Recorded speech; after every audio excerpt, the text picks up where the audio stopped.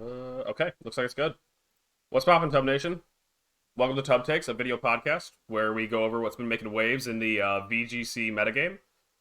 Today, I am joined by Adi, Hello, everyone. and welcome back to the channel. We've also got Justin, Hello, I'm back again. To and the dismay of some of you. I was gonna say begrudgingly, it sounds like, and we also got Z.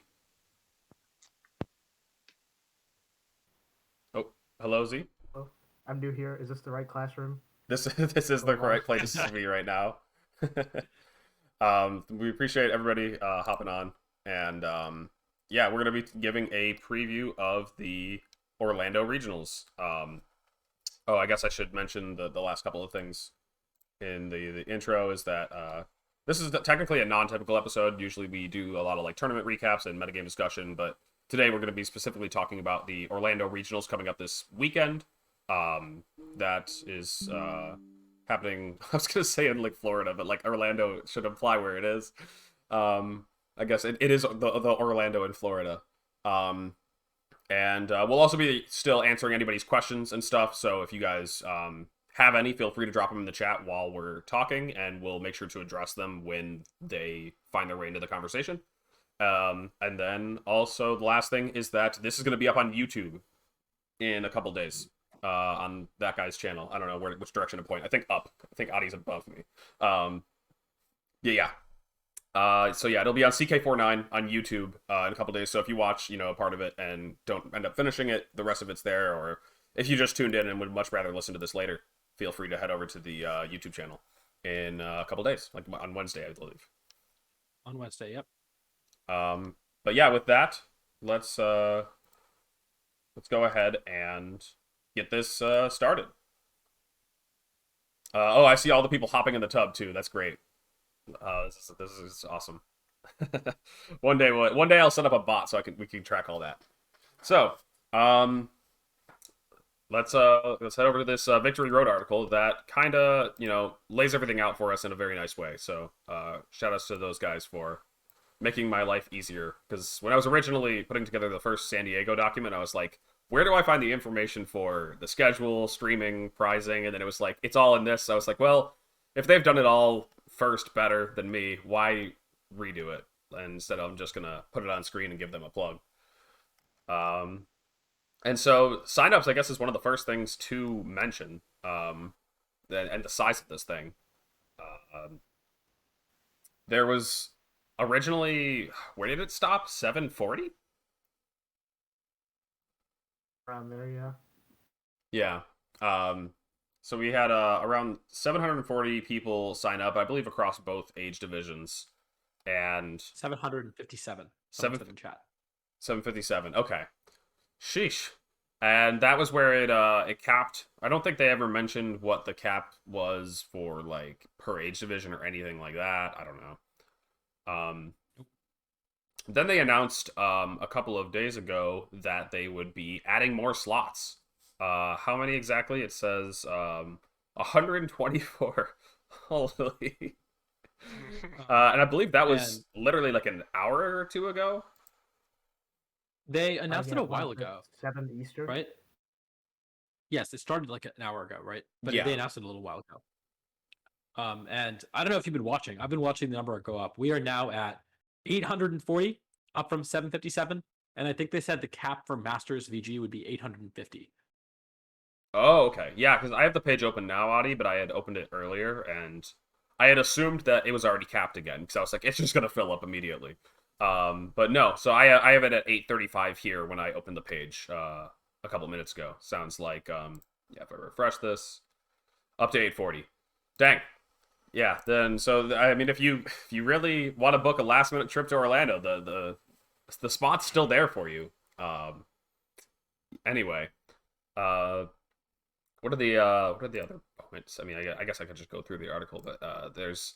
So, notably, this is very important for about 128 people, that if we have 800 masters who actually show up, submit a team sheet. I don't think they actually have to be in the room. As long as you signed up and submit a team sheet, if there are 800 people, we're going to have top 256 championship points. So if you want to walk away with 30 championship points for going 6-4 at this regional. Make sure to submit a team sheet. Yep. But if you want others to have the chance, I guess, if you can't make it or something. 30 Yeah. CP. 30 CP is not nothing, huh? That's a whole Premier Challenge win. We don't condone signing like your parents up and submitting a team sheet for them and then have them not show up. We do not that's condone that. expensive. Just That's I mean, 70 bucks. I mean, 30 CP's 30 CP. It's like, We'll take it. If the opposite case happens and we don't hit the top 256 CP, I believe there's actually scenarios where if we're going close to that 7-3s, like the bottom echelon of the 7-3s can miss points, which is Oh, quite a jeez. crazy scenario. I didn't even realize that. Everybody's talking about the 8-2s missing cut. I didn't even realize 7-3s missing points. Oh, no. that's crazy. Oh no. Sheesh. Oh, man. Yeah, It's no. a fun times in 799 Florida. people. If we have 799 people, 10 rounds, top 128. 9 of the 93 X3s will miss points. Oh, my gosh. You're saying just like 10% or so? Wait, how many did you say? 9 out of 9? 9 of the 93. Yeah, like about 10%. Okay. That's so sad. Those people. Yikes. I mean, like, those people might know who they are. They're going to be the people that start out 02, 03 and make the run back. But, it's just. So, I did not want to know this information because now it makes me, like, worried. You know, like, oh man, I really got to make sure I don't, like, scrub out those last couple rounds. Man. So what are the other big things? Yeah, I mean, the tournament's obviously huge. The tournament is massive. I don't know if we've seen a tournament this size since the days where you like showed up like lottery entry and single limb and friend rule, all those like old things that they did back in like 2006 or whatever before the game was even VGC really. I don't even mean that as a joke. Like I think back then it was like it originally was called like VGS or something, Video Game Showdown. And that's not even like a joke. It was, I think, Showdown. But yeah, very, very large tournament. And so I don't know. I was originally talking about the scale, the stream announcement image, the difficulty rating. I was just like, okay, I'm gonna make this a 6 out of 5 again. And then Justin insisted that it be a 7 out of 5. That's right. Yeah. I mean, I think when we did 6 out of 5 for San Diego, the thought process was like, oh, 500 is crazy. We're not going to have another regional hit this many numbers. But now, we're getting all our regionals hitting at least 500. So this is just the new normal. Yeah, so I guess this is just the new normal. And Orlando's the new, like, wow, this is kind of over the top. So I think we're going to give this one a 7 out of 5. And then, maybe for like, I don't know, some numbers was similar to San Diego, they'll be a 5 out of 5. Mm-hmm. Then anything lower will start going lower on the scale. Just to like ask the question because I guess we never really thought about it, but we didn't do like a proper Liverpool preview because we're not quite as familiar with their region. But I feel like I would have probably given that one also the 6 out of 5 as San Diego. What do you guys think? Yeah, for sure. Mm-hmm. Yeah. I think the first regional of the season. Oh, hold on. Did Justin cut out?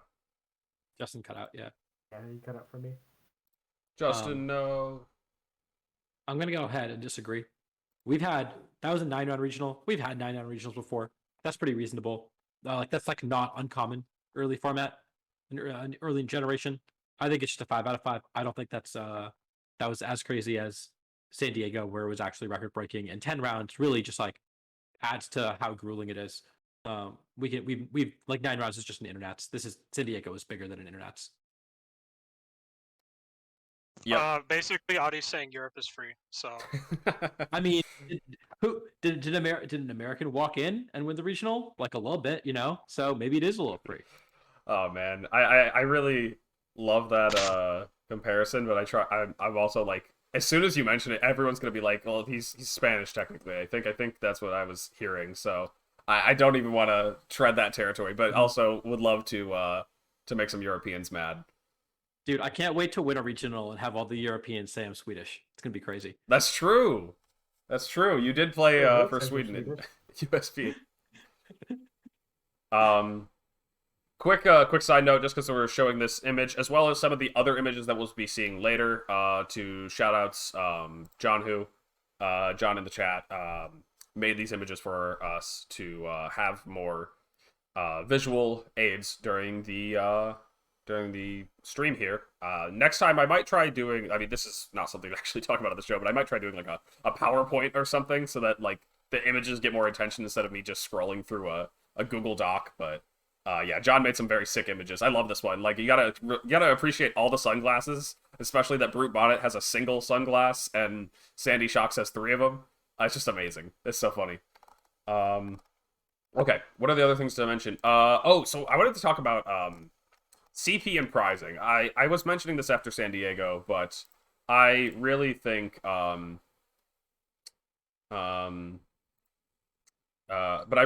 that it's ridiculous comparing this event to Oceania. Like that one got capped at like 200 something, and man, I was doing the numbers the other day, but like that's like a 200 person event. The winner is going to get 500 CP, $5,000.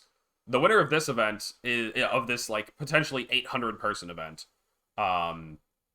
is going to walk away with $3,000 and 200 CP. Not even enough for a Worlds invite. I know we said that after San Diego. I'm going to be a broken record about this because like this is again like the biggest tournament we've ever seen, and that person might just like not be able to attend other things, or they might not be able to. Maybe they spread out the rest of the season. I don't know. It's 300 now. Thank you very much. Wait, what do you mean? At Australia, I mean, in Oceania. Wait, it's 300. Oh, like people? It went up from They released more people signups. to 300 people. Oh, true. Okay, yeah. I forgot they said they were going to try to get more seats. Still just so small compared to what we're seeing here. Something worth mentioning is that this event is on the East Coast. And so I think that's going to give the opportunity for more Europeans to decide to fly out. We've seen that with East Coast players going to some European events, like some of the players like at Liverpool, I think were American. The jokes aside from earlier, and also, so I think the inverse might be true here. Is this being an East Coast regional? Orlando, I don't know much about airports. I feel like that Burns is the one to ask that question, but I feel like Orlando is probably a big airport hub. I feel like flights to Orlando might be cheap for Europeans. It's not really a hub, but it does have a lot of like international flights from various, overseas airlines because of Disney. It's a Disney. it's a tourist destination. I mean, it's like Florida in the winter. That surely that's like relatively cheap. So I remember when I was looking at flights to Worlds, and I was looking at basically like anywhere, because flying within Europe is really easy. Flying from Paris to London or whatever is super cheap, or taking the tunnel or whatever. And so I was looking at anywhere in the United States to anywhere in Europe. What's the cheapest thing I could do? And the cheapest flight I could find was actually Miami to Paris round trip. So it does seem like Florida specifically is cheaper to fly to Europe. It's also much closer than anywhere else other than maybe New York and Boston to like London, I guess. But yeah, I think from like Southern Europe, Florida is very easy to get to relative to the rest of the United States. So might see some Europeans at this one, and that's always exciting, and I think adds to the competition. Anybody that's serious enough to fly international is going to be somebody that you want to worry about as a competitive threat. Yeah, and that's something too that we see in the TCG a lot more. We see players like like Tord and a bunch of other European top players come all the way over to the US pretty frequently. Americans going over to Europe pretty frequently. Regionals are like a really big deal. And we haven't seen that in VGC other than, like Yuri would come to one North American event every year and like maybe Billow would. But now it seems like it's just more and more common. Just one. What? I think it's a really good thing that more and more players are considering going international for like smaller tournaments like regionals. I think it just bumps up the level of competition a lot and gives the top players a lot of motivation to keep pushing forward. The Mm-hmm. main thing that I wanted to say on like the pricing of events is I really wish that we started looking into granting like automatic worlds invites in addition to CP because it's like bumping up the CP. If every regional gets this elevated status and then 400 CP just becomes the new 200 CP, that doesn't it kind of does weird things to like the snowball in the day 2 race. Sure. But like at the same time, anybody getting top 4 to 500, 600, 700 person regional easily is like good enough to go to worlds. So Mm-hmm. I wish that's something they'd look into. I don't know if they ever will. And God, please, I hope they increase the money and apply that retroactively like they did in like 2017 because the top 32 losing and not getting money is pretty absurd. Yeah, especially since that's where the cut line is. That's where the top cut is. If we are going to stick with Mhm. this day one Swiss system, we've talked plenty about the whole day two Swiss argument, so I don't think we'll spend a lot of time talking about that. Seeing as it's not going to happen at this one, and I don't know. I Um, retweeted my tweet today, so oh, if you okay, if you haven't submitted a support ticket, go submit a support ticket. okay, yeah. Make sure to get make sure your voice is heard. Get out there. Um, but yeah, that's a good point. I did not consider that. Like, I was the one like really preaching for like elevated regionals to like really respect the fact that these are so much bigger than regionals we've seen in the past. They deserve to be rewarding more points. But I Right. again, I'm not somebody who knows like how that would affect the whole circuit balance. It might make things crazy. And another side point is that while I am always like saying as an example, like, oh yeah, you could win this and not get a world's invite, that isn't a huge issue as much as I make it to be, because anybody that is capable of winning an 800 person event is capable of going to another event and doing well enough to get that remaining 100 CP. It just feels a little silly and I think that idea that Z just suggested of automatic worlds invites kind of solves the issue that I'm seeing. Is like it's just the fact that they did well enough to obviously be deserving of a world's invite, but they don't physically have it yet. And so I think that is just something Yeah. that's worth mentioning. Okay, time for the hot take. Mm-hmm. I disagree. I think Ah. it's fine that you don't get a world's invite for winning a regional. Uh-huh. Like you said, if you are capable of winning a regional, you are more than capable of getting a world's invite, especially off of like locals or whatever. What are those? They want people That to go What are to those? multiple events. Yeah, well, assuming locals come back. And if they don't come back, then honestly there should be a discussion about lowering the bar even further because it is pretty hard to get. It is very expensive to go and get. You can cut 4 regionals and not get a world's invite. You could get top Uh, 256 10 times. I mean, I'm genuinely scared of cutting 4 regionals and not getting a world's invite. It's like a real thing that can happen. Yep. And so like there should be a discussion if the locals don't come back, but they really want players to go to multiple events. They don't want you to like a lot of players are very content with day 1 worlds. Day 2 worlds is a very expensive and it's a very time consuming thing to pursue. You have to go to basically every internet. You have to go to a lot of regionals, but they Mm-hmm. also don't want they want top players to show up to events. They want players like Amelia, who seem very content with winning a regional or just barely getting the world's invite and then going to worlds, to go to as many events as possible because that's good for viewership. That's good for the player base as a whole to be challenged in that way. And so it does make sense to me that they you have to go to at least 2 regionals to get a world's invite, or you have to go to a bunch of locals to get a world's invite. It means that you're going to see more top players at more events and not just kind of sit back and say, okay, I did my thing. I went to 2 events and I got my world's invite. I'm done.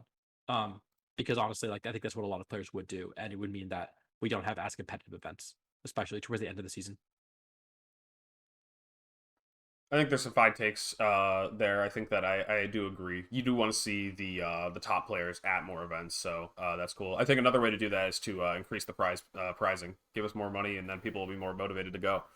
Yep. Yeah, something that and honestly, go ahead, Burns. like TCG is like going through the same problem. Their regionals are just so big, Mm-hmm. and they don't have any kickers after like 200. Like it's the same as us. 20 after 201, they don't have any like money prize increases. They keep having like I think their day 2 sizes are like 128. So their regionals are getting bigger for like I think like Z said, the Z or somebody said the like our regionals are getting too big for our current structure. Their regionals are getting too big for their structure. Mm-hmm. So like honestly, we need to I think at this point, VGC should be using the TCG structure, and then TCG, they need to figure out something else entirely for them. Yeah. And like with that and the CP distribution and the prize money distribution, I think what needs to happen at closer to the end of the season is we need a joint effort by both communities to tell TPCI, hey, regionals are like really messed up right now. Like you got to fix them. Like everybody's complaining about regionals right now. Yeah, just Maybe across both the major games. It's so true. I mean, I heard that there's somebody out there who won like multiple 1,000+ regionals, 1,000+ player regionals in the TCG, and the fact that they're having multiple 1,000+ regionals over there is just so insane. The games are just ballooning so big.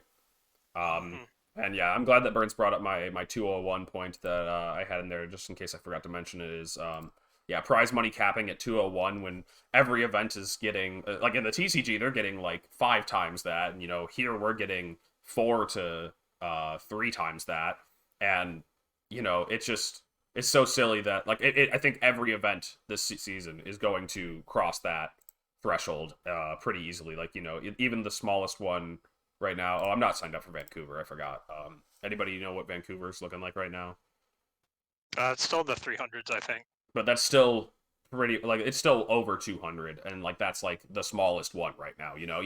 Even middle of nowhere Knoxville is sitting at almost 700. Like, it's just gotta be looked at. But I feel like we're sounding like a broken record at this point. One thing I mentioned is that we are kind of teetering on this edge of 400 to 799 players to 800. I think that is just the difference of 256, top 256 CP, that measly 30 CP, which could make or break somebody's Worlds invites. Really depends on if we get locals back or not. But that's the funny thing of where we're at right now, because we've got like 840, number might be slowly climbing. But yeah, I think actually I saw a tweet from Billa earlier today saying that with San Diego and Liverpool regionals respectively, it was like 9% didn't show at San Diego and 11% didn't show at Liverpool. So you could do a quick average. What's the average of 9 and 11? I think it's somewhere like around 10. So like about 10% didn't show. And so like with 10%, we are. Let's ask our math major. Yeah, that's true, Adi. So I feel like I'm saying a lot of numbers, and they sound better coming out of your mouth. These the math majors. What's the average of 9 and 11? Oh, what's so the average? We got two computer scientists, a math major, and an engineer in the call. We can't figure out the average of 9 and 11. The point I'm trying to make, though, 10% doesn't show. 10% of like 840. I mean, that's gonna bring us below 800. Yeah. So yeah, we have 850 total, right? So it's going to be, I think they said the cap is 850 masters. So yeah, it would be below 800, which is kind of disappointing. Yeah, and that's just, there's no way we're going to see more than, I feel like, I mean, with the 10% not showing at those two events, I don't think, I mean, what is that number? Like 850, 50 out of 80? 770. What's that? 765. 765. No, I'm saying what percentage would we need to like not show? What's like 50 out of 800? That's like, that would be 5%. I was gonna say, yeah. Or no, not really 5. Yeah, something like that. Yeah, in that range. It's pretty small. It's a pretty small amount, and so yeah, I think I hopefully I got my point across in a very weird way. But I mean, if we're telling no shows to submit team sheets anyways, then we could push down the number. Like, I don't know how far our reach is as that's true. Influencers. I wonder if regional organizers account for some percentage of people not showing up when they pick their caps. I feel like they don't. Mm-hmm. I feel like they probably have enough space to fit 850 masters. They have enough equipment to fit 850 masters. But I wonder if they really should be saying like, okay, we estimate we can account for 5% of people not showing up and overshoot by that much. Although that does lead to some problems. We should put that is the airline problem, right? I was gonna say, don't airlines do this? Yeah.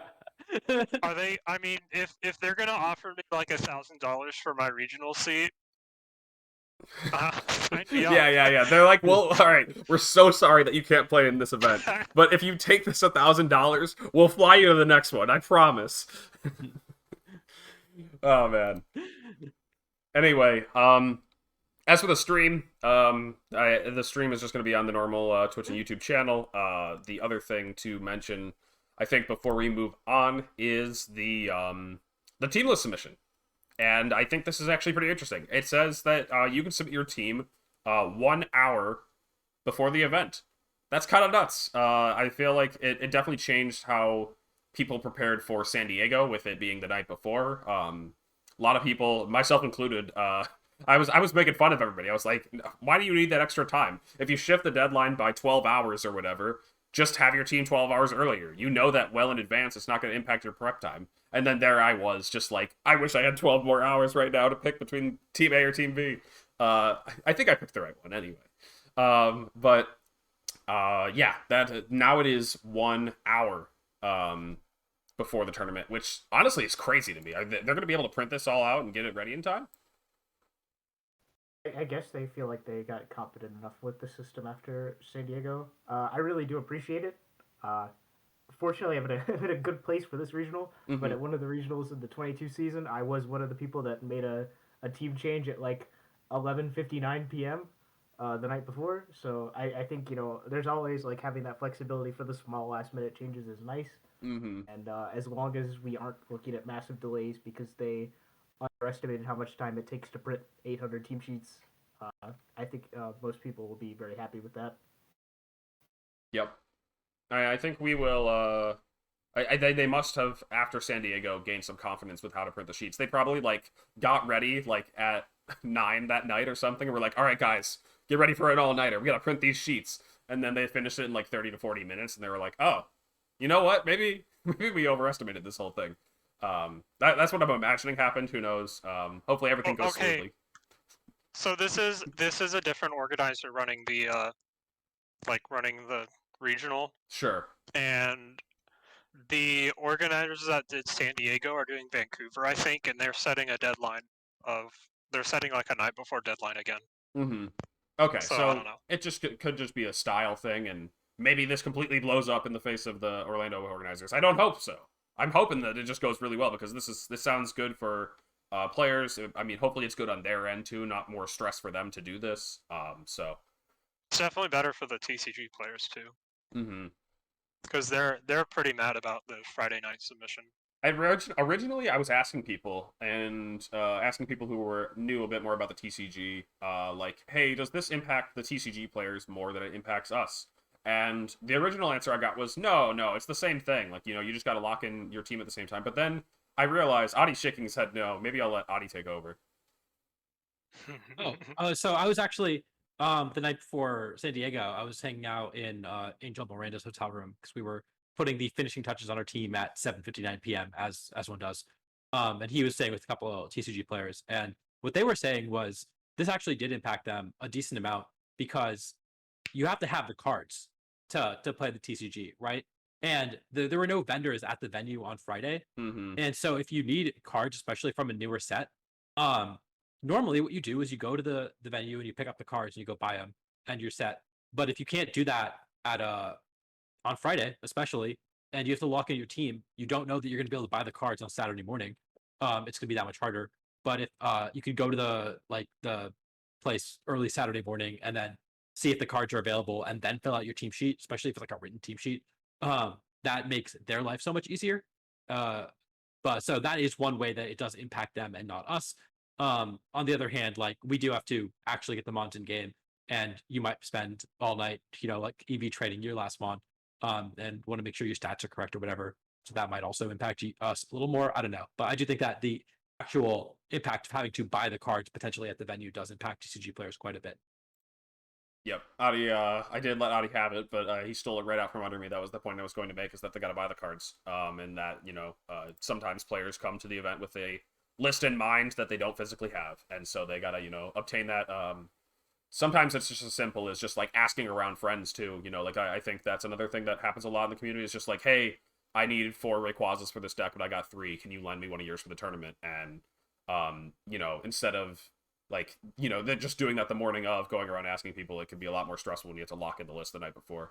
So I definitely understand their gripes there. This is going to be nice for them, and a bit nice for us too. So let's go ahead and move on to this next section. I got I guess, you know, spoilered out these questions, but we actually ended up peeking at them anyways because I was originally going to have them react to these live, but then Burns was like, I want to have, like, you know, actual, you know, well thought out answers. And I was like, you know what? That's totally reasonable. Fair enough. So, but I still don't mind keeping them hidden from you guys. I think that'll be better with like a PowerPoint in the future because then I can just like go to the next slide and the viewers won't be able to see it until we go. But I'm a good kid and I'm unspoiled, so I will be reacting to these blind. okay, let's go. See, there we go. We'll get a bit of both. So the first question is in the live event advice section. I definitely recommend VGC Guide again, just because they have a great list of things to get yourself prepared for live events. Like they have this like regional packing list that I refer to a lot or just like live event packing list. Like what do you need to bring to travel? I just make sure like it's good to have something to double check against, and so that one's good. And I got trolled by original name. It said the person behind Alex has been quiet the whole stream. I hate it.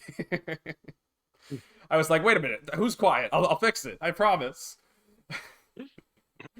Okay. I'm getting distracted. The question here is a simple one, but having played in San Diego Regionals, what is one thing you'd recommend to those that haven't or have attended a Scarlet Violet tournament? And so if anybody has an answer, feel free to start. Otherwise, I'll think of one now. I'm also reacting kind of live to the questions. I didn't prepare ahead of time with my answers. Anybody want to start? Yeah, I'll hop in. All right. The main thing that I can recommend, and I felt pretty good about this because I played a lot of Scarlet and Violet both casually and competitively in the actual cartridge before the event, but I think that you should really take the time, if you haven't already, to learn the interface of the game and the battle. You're going to be connecting using the Poke Portal. Make sure you know how that works so that you can save yourself and your opponent the awkwardness of navigating that for the first time. Know how the battle menu works. Used to the school, field, hall environment, whatever it is that you're playing in. Because if you haven't played since Sword and Shield, it's a little disappointing. But like there are some things like visual cues that happen in it. Like you can actually see like status effects that happen to your Pokemon in advance. Oh, that's so And, funny. Like if your Pokemon gets slept, you'll see it for like a frame or two at the start of the turn, and then it will go back to normal. Like there's just some stuff like that that can help you with your thought process during the turn. Definitely play around a couple games on Battle Stadium this week if you haven't already. Maybe find a friend and go do Poke Portal. That would be my recommendation. Mm-hmm. Yeah. There's some really disorienting things. Like spread moves. They show one of the Pokemon's HP bar go down and the other one just stays static. And then it jumps at the very ending to where it's supposed to be. And that's so disorienting to me. And every time I get a little freaked out. So you do have to get a little used to that. Is it my turn? I mean, it can be. It can be anybody's turn. I'll jump in first. So one that I would recommend is and this is a bit of a weird one, but like they released the top cut sheets for the other events. And what, did I steal yours, Adi? What's so funny? Yeah. I was gonna say familiarize yourself with reading the team sheet. And glancing through it. Because while it is a very like informal process, like I don't know, it was all over the place. Some people wanted to hand sheets as soon as they sat down across from each other. Some people wanted to do it the last second possible. Some people have their sheet all crumpled up in a ball.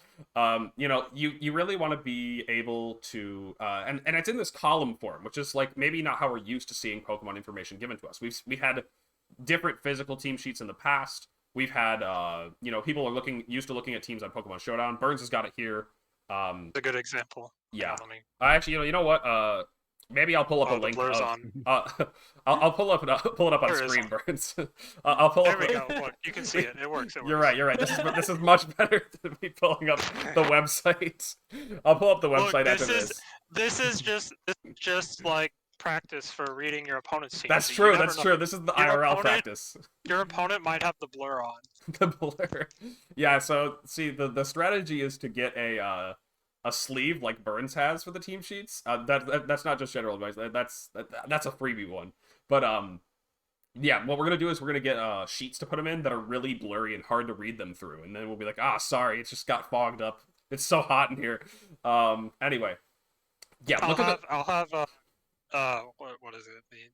These like the paper sleeves, or I'll have the sheet sleeves at Orlando. So I'm selling them for like 13 cents each. hell yeah.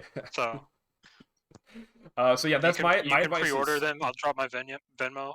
Okay, yeah. Make sure to hit up just Mr. Burns on Twitter if you're looking for a laminated or sheet cover thing, whatever. Yeah, that's my advice is to look at the sheets in advance to get familiar with them because a lot of the times it like there could be small things that you miss, like or like mainly just like practice like glossing over the things that are familiar and looking for things that are different. Like one thing that I do on team preview on Pokemon Showdown is like I look at the Pokemon the opposing Flutter main and I'm like Terra type item, and then they probably have Shadow Ball, Fairy Move, Protect, and what's that like filler move? Do they have Moonblast or Dazzling Gleam or both? Are they running something weird like Power Gem, Sub, Perish Song, whatever? But like when I see Shadow Ball and Protect on the moveset, my eyes just kind of gloss over them because like it is mostly assumed, and so you want to spend time looking for the things that are unfamiliar, the things that you can't assume, so that when you get into that match, you only have a minute and a half to read the sheet and team preview. You get into the match and you're not like, does this thing have Aqua Jet? Okay, yeah, no, it does. Like, you just want to have it all in your head.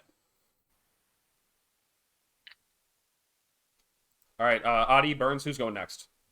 I'll go. Alright. So these like the Scarlet Violet tournaments are kind of like a lot longer than previous tournaments have been. So I think like it's more important than ever to like make sure you're still, like physically, feeling fine for the tour. Like you need to have water, you need to have food on you, because even with a lunch break, it's still like it's still a long day. So you'll want to eat snacks. Like bring like ibuprofen, or like Advil, something like that, because like you don't want to start feeling bad in the middle of the tour and have it ruin your run. Like I had a migraine at San Diego at 6:0, and it kind of messed me up. So Yep, no, that's very solid. Make sure to take care of yourself physically before the tournament. Like you said, 10 rounds is a long time. Food. It's overpriced and it's always stuff that's not good for you. So if you can like pack like some fruit or a granola bar or something that is actually good for you that you can snack on throughout the day. Yep. I literally Justin stole my point again. Let's go. I'm scrambling now. that's why I said I'm gonna go before you. Yeah, but just to reiterate that, I do have another. I sort of have one, but like to reiterate what Justin said, like I know if you've been to enough tournaments, especially longer tournaments, you kind of know what you need to get through them. I usually have a couple like canned coffees that I can drink after rounds like 4 and 7, for example, to get through a 10-round tournament. Have food that is like healthy, ideally, but also like I feel like you want a little bit of sugar just to keep yourself going, to give you that energy boost when you need it, especially before a round and before the adrenaline kicks in and you're playing Pokemon. To get sleep, that's a big one. Like it's a long day. You're going to be done at like 10 p.m. probably, if you're playing all 10 rounds. And especially if you're like from the West Coast, for example, because I know a lot of people are flying from all over the country and world, I guess, to this tournament. Maybe like adjust your sleep schedule a little bit. Start going to bed earlier because you don't want to be going to bed at 2 a.m. Eastern time, which is like a normal time to go to bed on the West Coast. And waking up at 8 a.m. for this tournament, that's going to suck. But I guess the other thing, of course, is have fun. Like really like you're there to enjoy yourself. It is this tournament is in a really, really fun area of Orlando. It's called International Drive. There's a bunch of bars, there's a big mall, there's a bunch of movie theaters, restaurants that are all within walking distance of the venue. There's SeaWorld, which is like a really short Uber right away. You don't have to go to the venue on Sunday if you don't top cut. You probably should go to the venue if you do top cut, but I can't tell you what to do with your life. Don't if you're not feeling good, you can always drop. Like, I wouldn't drop if I was in CP contention, but like you can. Or you can drop when you hit X4 or whatever, like especially depending on the number of people we hit and if we know whether X4s are gonna get CP or not. Stuff like that. Like just and talk to people, talk to your opponents, make friends with them. I do have one more thing. Mhm. Like Yeah, go that's for take care of yourself socially, just because like Audie's saying, talk to people, make friends. Don't push yourself too much. I know a lot of Pokemon players are kind of introverted and don't burn yourself out. Trying to talk to as many people as possible. Like Mhm. this I don't do what you feel like is best for you in that Mhm. regard. Yeah, know your social battery for sure. Find it like, I mean, for me, if I need a moment, I will usually just like go to the bathroom and just like take a walk there, or you take a short walk outside the venue between rounds. Yeah, Need no, that walking time to is yourself. nice. Walking is really nice. I think that Adi's last point there, at least that I wrote down, is something that it took me a long time to realize at these Pokemon tournaments. Is like I'm there to play Pokemon. I want to check out the tournament. I want to watch Top Cut, but like I also spent the money to fly here. So like at San Diego, like I had several friends make day 2, and I'm like, you guys, have your fun. I'd love to be there watching your games and rooting for you. But also, the San Diego Zoo is something that I'm not going to get the chance to see again in a very maybe ever or in a very long time. When am I going to be in San Diego again? Who knows? So Next like, year. Next season. but wait, why? What is the joke here? I don't get it. We're just gonna have San Diego regionals again. We had it in Okay. 2019. We had it this year. We're Oh gonna yeah, have it sure, every sure, year. sure, sure. You're right. I get it now. Yeah, I don't know. I just wanted to get the most out of my vacation, basically, and so that's I think that's very solid advice from Audie there. Mhm. Also, on similar note, if you see us, come say hi. You know all of our faces now. Please don't call me sir. There was someone at San Diego Regionals who called me sir, and I was like, and he was like, I don't know God, you like that, and I was like, no, just call me Audie. Now like. Call me if uh, you come up to me though. Refer to me as Mr. Nation. Mr. Nation. Thought somebody called me that in Twitch chat, and it was like the most absurd thing. I'm like, no, Mr. Nation is my father. Please, Please call me Tub.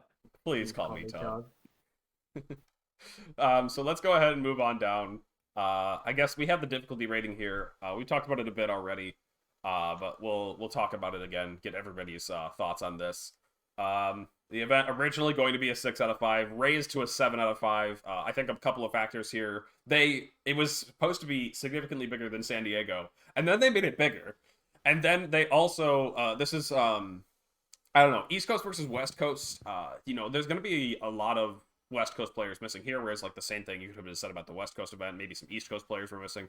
But also, I feel like this opens the door for those Europeans that I was talking about earlier, whereas I don't know if West Coast gives access to as many players over on that side. I don't know.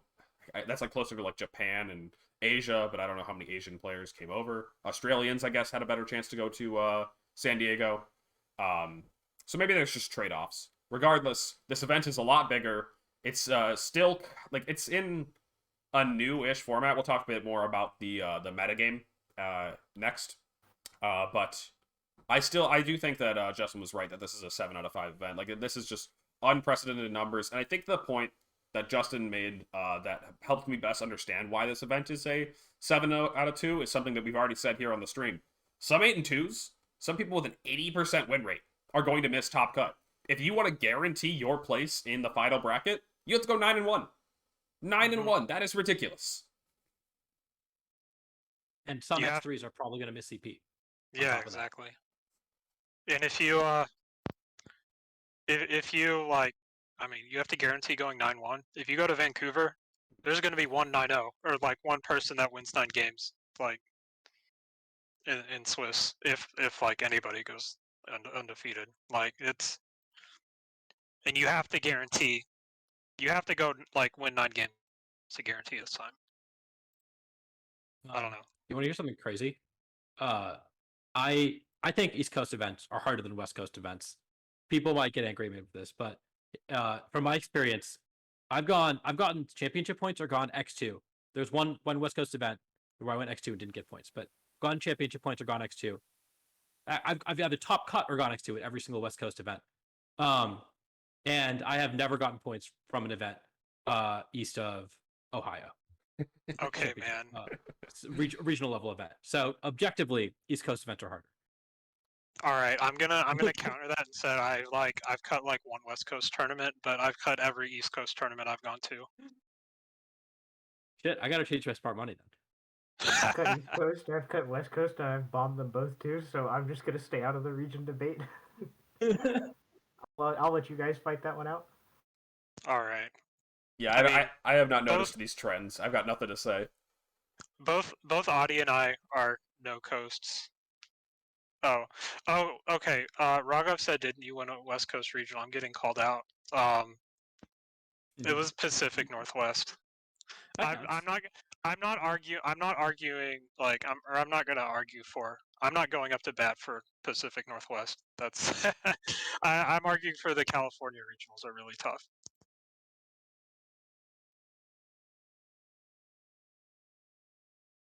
Oh, I think Adi found the thing I was looking for. I was spending all this time trying to find it, and Adi found it for me instead.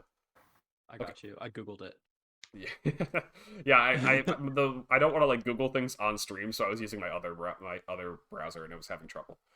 Okay. Yeah, we just posted the team sheets from San Diego and Top Cut. If you want to look at what they might look at, this is what you're going to be getting in front of you at Orlando Regionals. Yep. So everything's vertical. And then in the other sections, there's the team in different languages.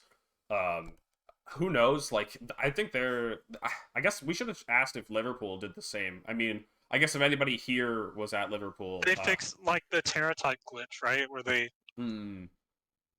all like the person's language. They print the Teratypes in on every column. Okay. Yeah. That's like definitely not intended. So they've at least fixed that, but they're probably going to go with this similar style. I don't know if they're planning on adding more languages. I don't know if they fix that. I'm just saying I hope they fix that. Oh, you're hoping they fix that. Yeah. I hope that like it would be nice to see them add like Chinese is one thing that I know that we were talking about. But then, you know, that we're already getting kind of short on space. Like if they make the text any smaller, it's going to be crazy. If they have to print double-sided or 2 pages, that's going to be a whole other hassle. So it's already pretty nuts. But yeah, you have to look at it in this column form that we were kind of talking about. And yeah, my advice that I had given in a past hub take that somebody had mentioned earlier is just take your notebook or something and place it over the languages that you're trying to block out. Even if you're, you know, like Italian, it could still be helpful to just like block out all the languages to the right so that you're not just in the middle of the page having to look in the middle every time. If you can just cover up that right side so that you just know that you're the furthest right column, or, you know, cover up the left side if that's your thing, it'll make it a lot easier to read the sheet here. But it like otherwise, it's just kind of like a lot of text on a page. It can be very easy to get lost in it.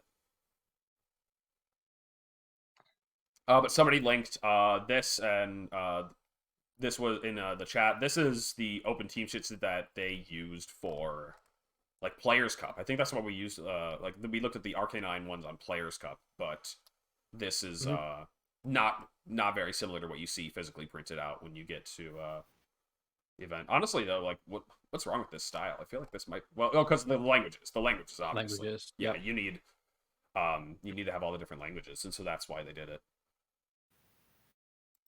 Yeah, Nick, I am trying to say to make sure you're practiced on your reads. That's how you win a Pokemon event.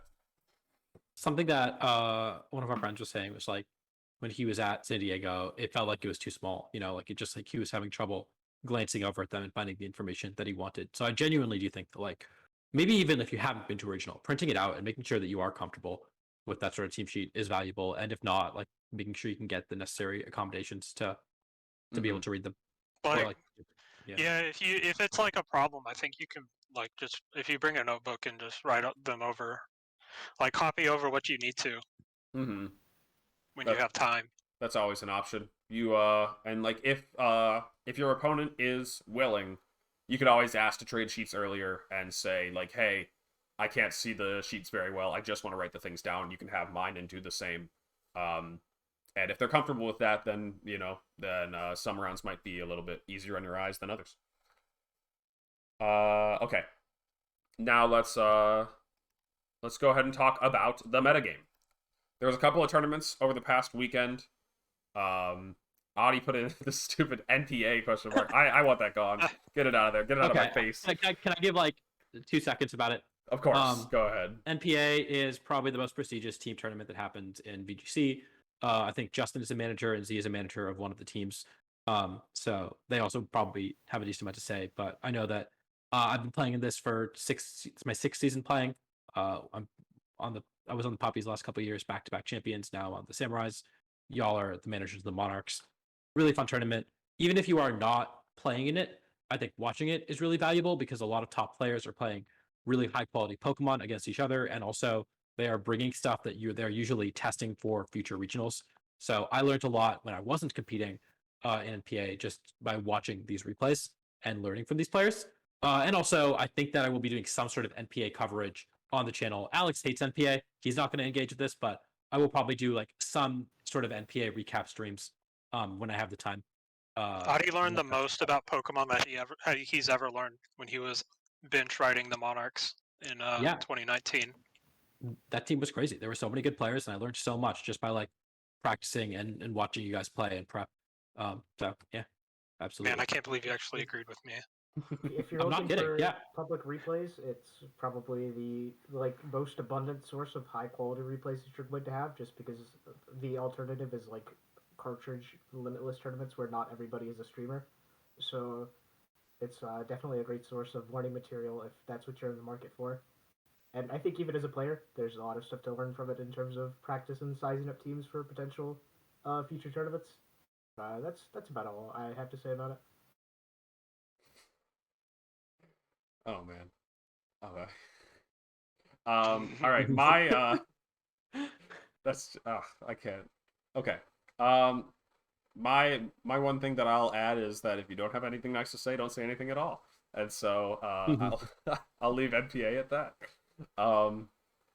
And so yeah, where would one go to watch the NPA replays? Somebody else answer that. The NPA Discord. Not they're setting it up still. Okay. Let me grab a link to the NPA Discord, or if someone can grab that and post it in chat. I'll see if I can do some quick volume adjustments. There we go. Oh, yeah, there it is. Those different links, whatever. Not important. All right, I made some small tweaks. We'll see. I know that we're notorious for bad audio, especially when I'm hosting the actual show. So trying to do better. All right. Okay. So yeah, there you go. If you guys want to know more about NPA, I'm pretty sure you can get all your questions answered there in the NPA Discord, right? Yes. So definitely go check out that if that's what you're looking for. The draft just happened, so don't try to get on any teams. But if you want to root for teams, if you want to follow the teams, now is the time. The season hasn't yet started. It's gonna be pretty cool. Adi and I were talking about some cool content ideas for NPA before the stream started, so look forward to that. We'll maybe see what he ends up putting together. But yeah, we got some tournaments to talk about. And first up, we're just going to go through them chronologically. I think they are set up chronologically here in the links.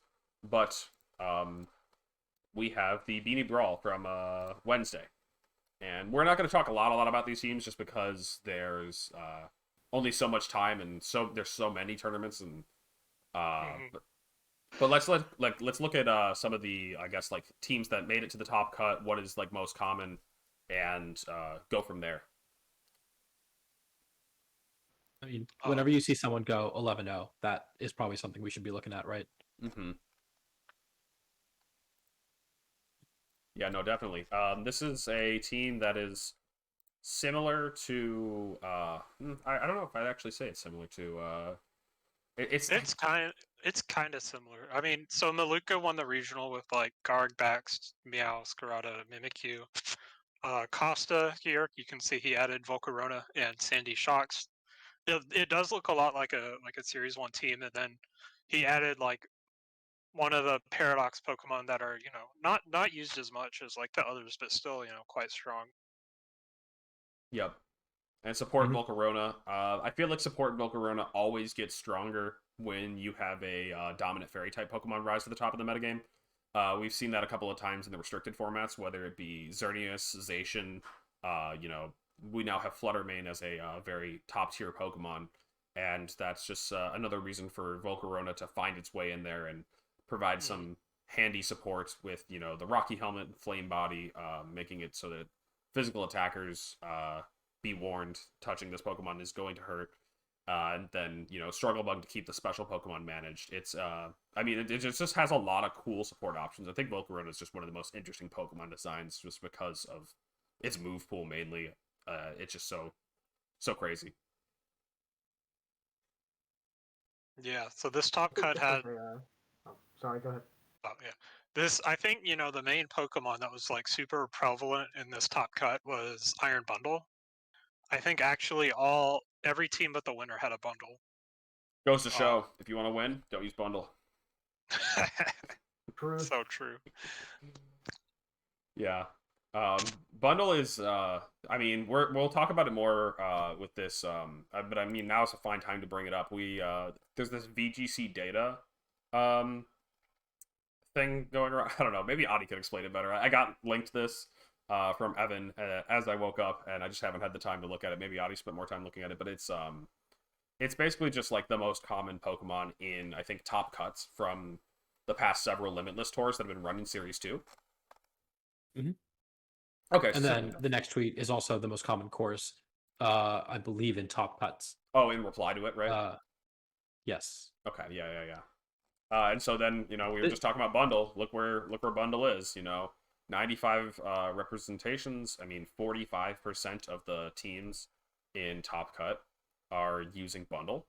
And I don't know. I mean, that number, I feel like it's probably a bit high. I don't think that the Mon is like that clearly best in format or anything, but we see this a lot with Pokemon that sit on top of the speed tier.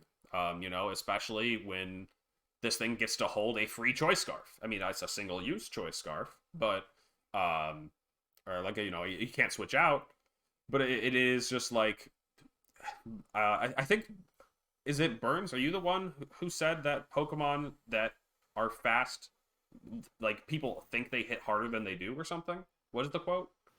That's my theory. The faster a Pokemon is, the bigger the illusion of like how hard it hits. You feel like.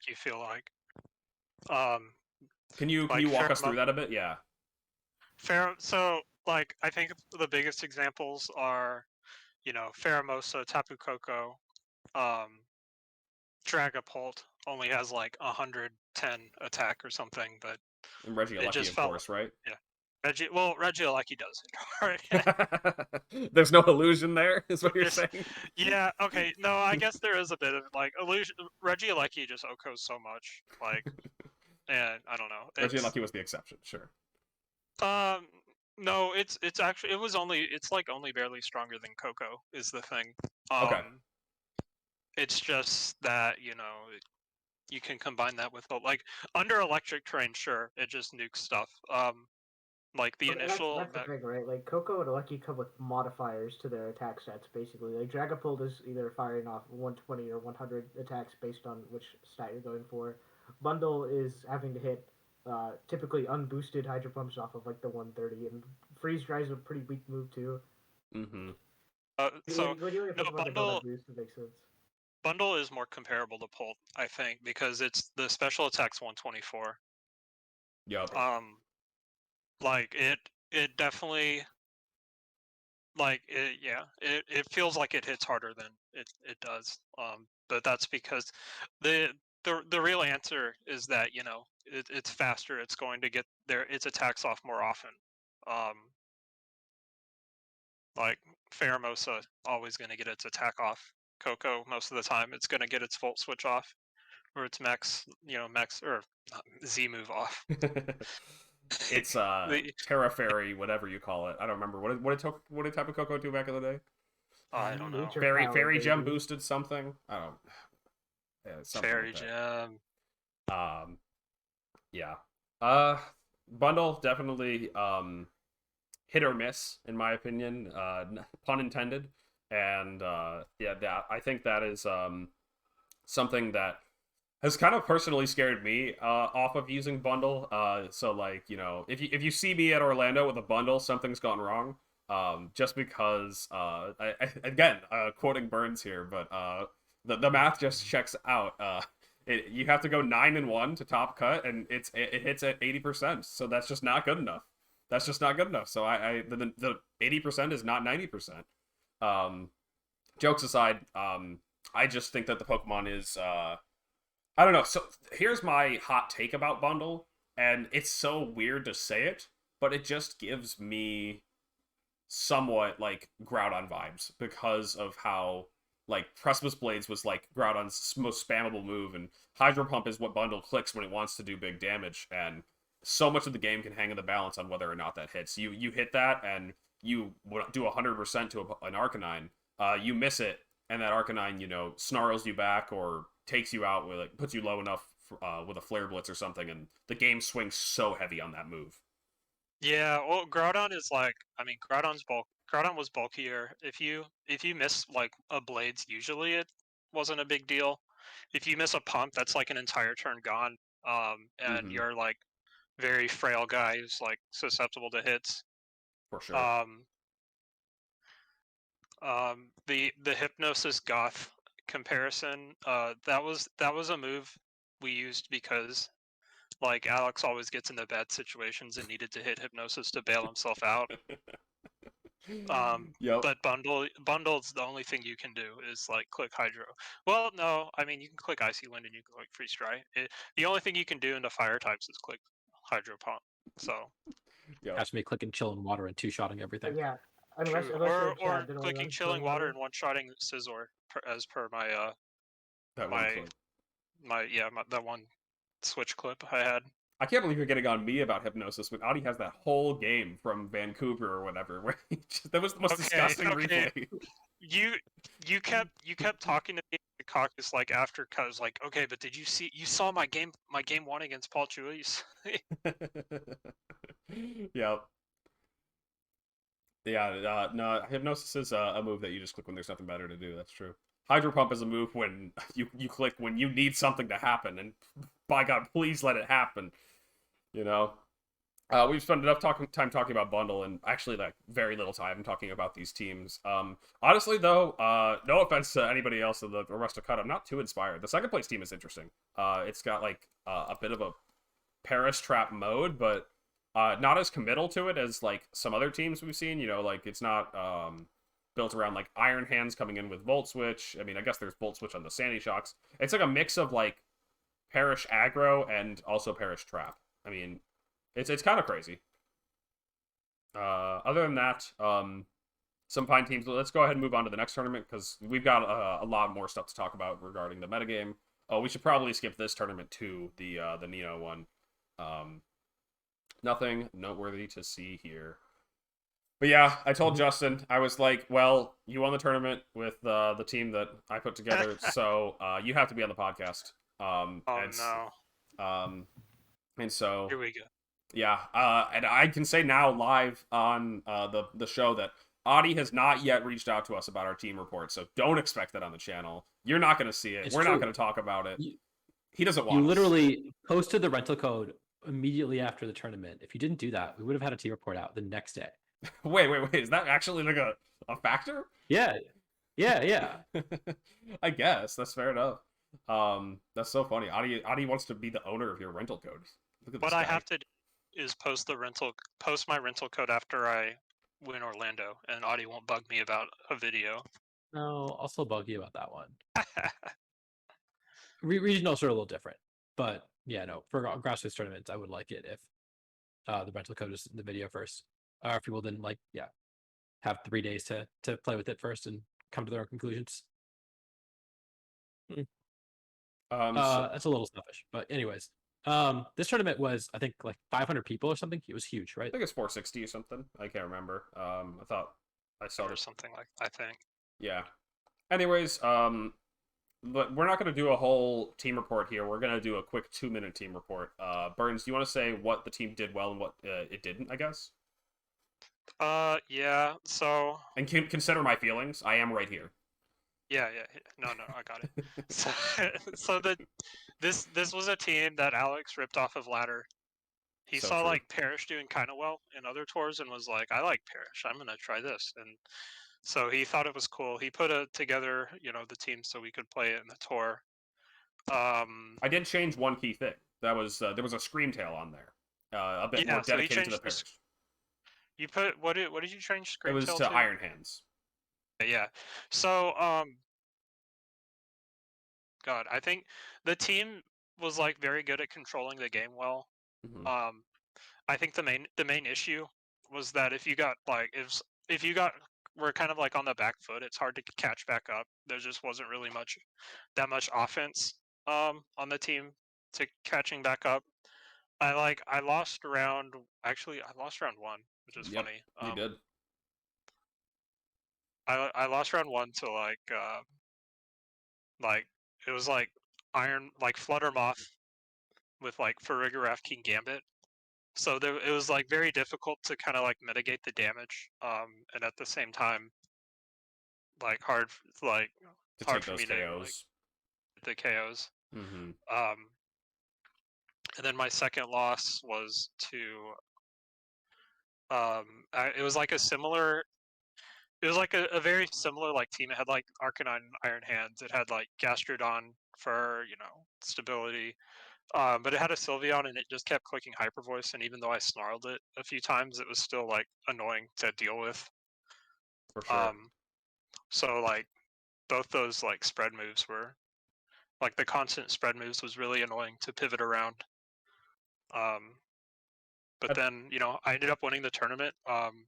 I played I played like Talon Tusk, which I think the team was really good into. Um, I played like I played like Dondozo, which I think the team was like. I think like Amoonguss Fluttermane in general is like really good into Dondozo, provided you can deal with the other two. I Mm-hmm. played like kind of a similar mirror, and Alex actually played Willfire as well, and he kind of like gave me advice on how he'd approach it.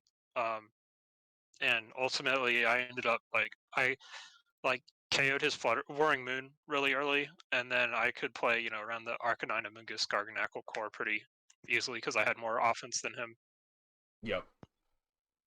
Yeah. At the end of the day, you just give Justin a strong team with like Fire, Water, Grass, and the fastest Pokemon in the format, and he's gonna do pretty all right, Um, and so I think that it's just it's like a balanced team that basically can find the opponent doing something slow, something passive, like Gastrodon, Arcanine, Garganacl, and just say like, oh, oops, you got perished. You left yourself susceptible to Perish Trap, but otherwise just tries to slowly, methodically keep damage mitigated and take KOs with better damage trades on bulky Pokemon.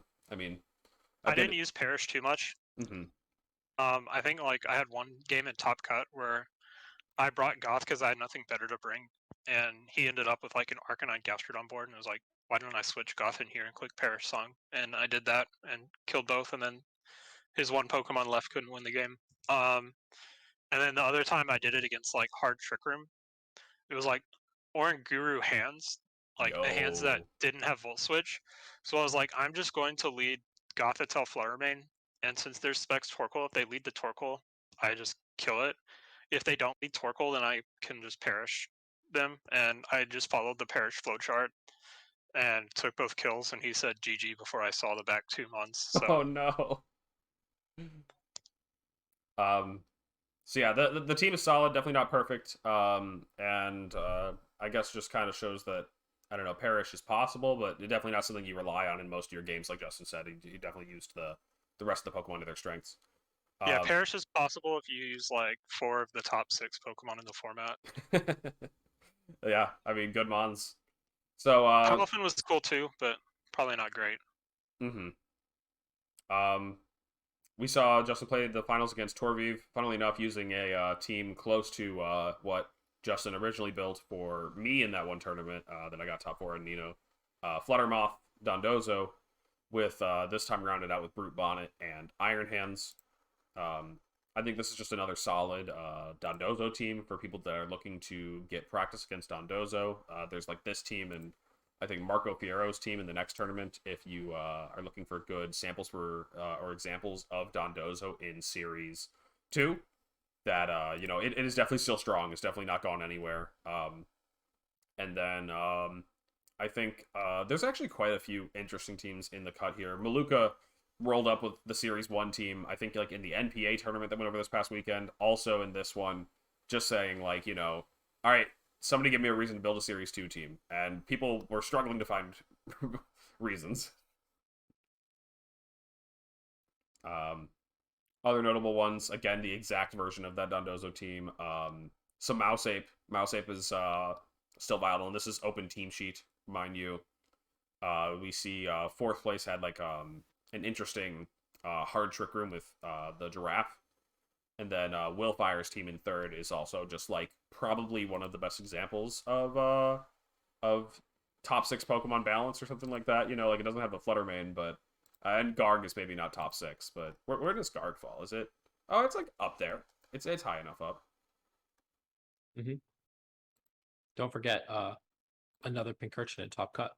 Oh, Adi always mentions the Pincurchins. I'm just so I just cannot believe this Pokemon has like a 50% cut rate. Pincurchin would have won the tour, but my top 8 opponent beat him in top 16 and then said, "Hey, I gotta go. You can take the win." Yeah, Justin did get a free pass to the top 4. Yeah, and he could have said, "I'm giving Pincurchin the win," and then Pincurchin would have won the tournament, but he didn't. He wanted to play one more set of Pokemon, I guess. So tragic. So sad. For Adi, mainly. Yeah, so moving on to the next tournament that happened over the weekend, there was the Beanie Brawl Order Up Orlando. This was also, I think, like a $500 prize pool tournament, just like Nino. And this was, instead of best of 3, or best of 1 Swiss Friday night, all in one day, this one was best of 3 Swiss with it done on Saturday and top cut on Sunday. And ended with a top 16 cut. I don't remember if I think it was just a hard top 16, not like an X and 2 or anything. A couple X and 2s did miss. It looks like 4 of them or 5 or so, if I can count. And it was won by I've seen this user's names before several times before, but I don't know. Is it JMO Dree or is it JMO Dree? I don't know. Apologies if I'm pronouncing their name wrong, but JMO used Roaring Moon, Salazzle, Mimikyu, Iron Bundle, Amoonguss, and King Gambit. Anybody have anything to say about this team? Feels like we're seeing a lot of Mimikyu. Mimikyu has been rising in usage. It was second. It was also the second place team. We saw. I think it did well in the Beanie Brawl. I think I saw a couple of Mimikyu there too. So that's a Pokemon that is maybe on the upswing leading into Orlando. Yeah, it's just like a very solid Pokemon into a metagame with fast, frail Pokemon. Like the Flutter Mane, like the Bundle, a lot of Pokemon with Focus Sashes that can be picked off by Shadow Sneak. And, Mimikyu is just a Pokemon you put on your team with a front-loaded Focus Sash. That is just something that is so powerful. Obviously, Disguise a very cool ability. So cool that they had to nerf it. So, Mimikyu is... still good. I think that it's going to take a bit more power creep for it to be pushed out. And so people are still running sets similar to the Maluka one. Let's see. Yeah, I mentioned already Marco Fierro's got a solid Dondozo team. And then the runner-up team from Samuel P has... honestly, this is just kind of an unconventional 6. I don't normally see 6 Pokemon like this paired all together, but it looks like it's... Mousehold Amoonguss double redirection paired with double setup, with the bulk up Annihilate on the physical side and Quiver Dance Volcarona on the special side, and then just 2 Pokemon that are good at picking off threats, Focus Sash Bundle and Life Orb Mimikyu again. But seeing as nobody has anything to say about any of the teams, let's go to the last tournament, and then we'll just talk about the metagame in general. And the last tournament that we wanted to talk about was the Hatterene series, the first one of Scarlet and Violet. We saw Xeno VGC win with a team of Iron Bundle, Iron Hands, Fluttermane, Baxcalibur, Arcanine, and Garganackle. And let's see. I think the standout things on this team. I'm looking, and oh yes, this is one thing that I think is worth noting is the Perish song on Fluttermane that is not paired with any sort of trap or anything. I think that's pretty notable, pretty cool. I think we've seen, like, honestly, what are the best examples of that? We did that with Lapras back in Series 4 in the Dynamax era, you know, like just having Perish Song on a team that didn't have a dedicated to trap. Otherwise, Politoed throughout its life cycle is sometimes just put on Perish Songs for end games, you know, do a lot of damage with your rain Pokemon in the beginning and then just Perish Song in the late. Like Alola Marowak maybe did that a little bit back in like 2017. Yeah, like the Enosh team that made Tapu Fini a Pokemon had Perish Song on Marowak. Mm-hmm.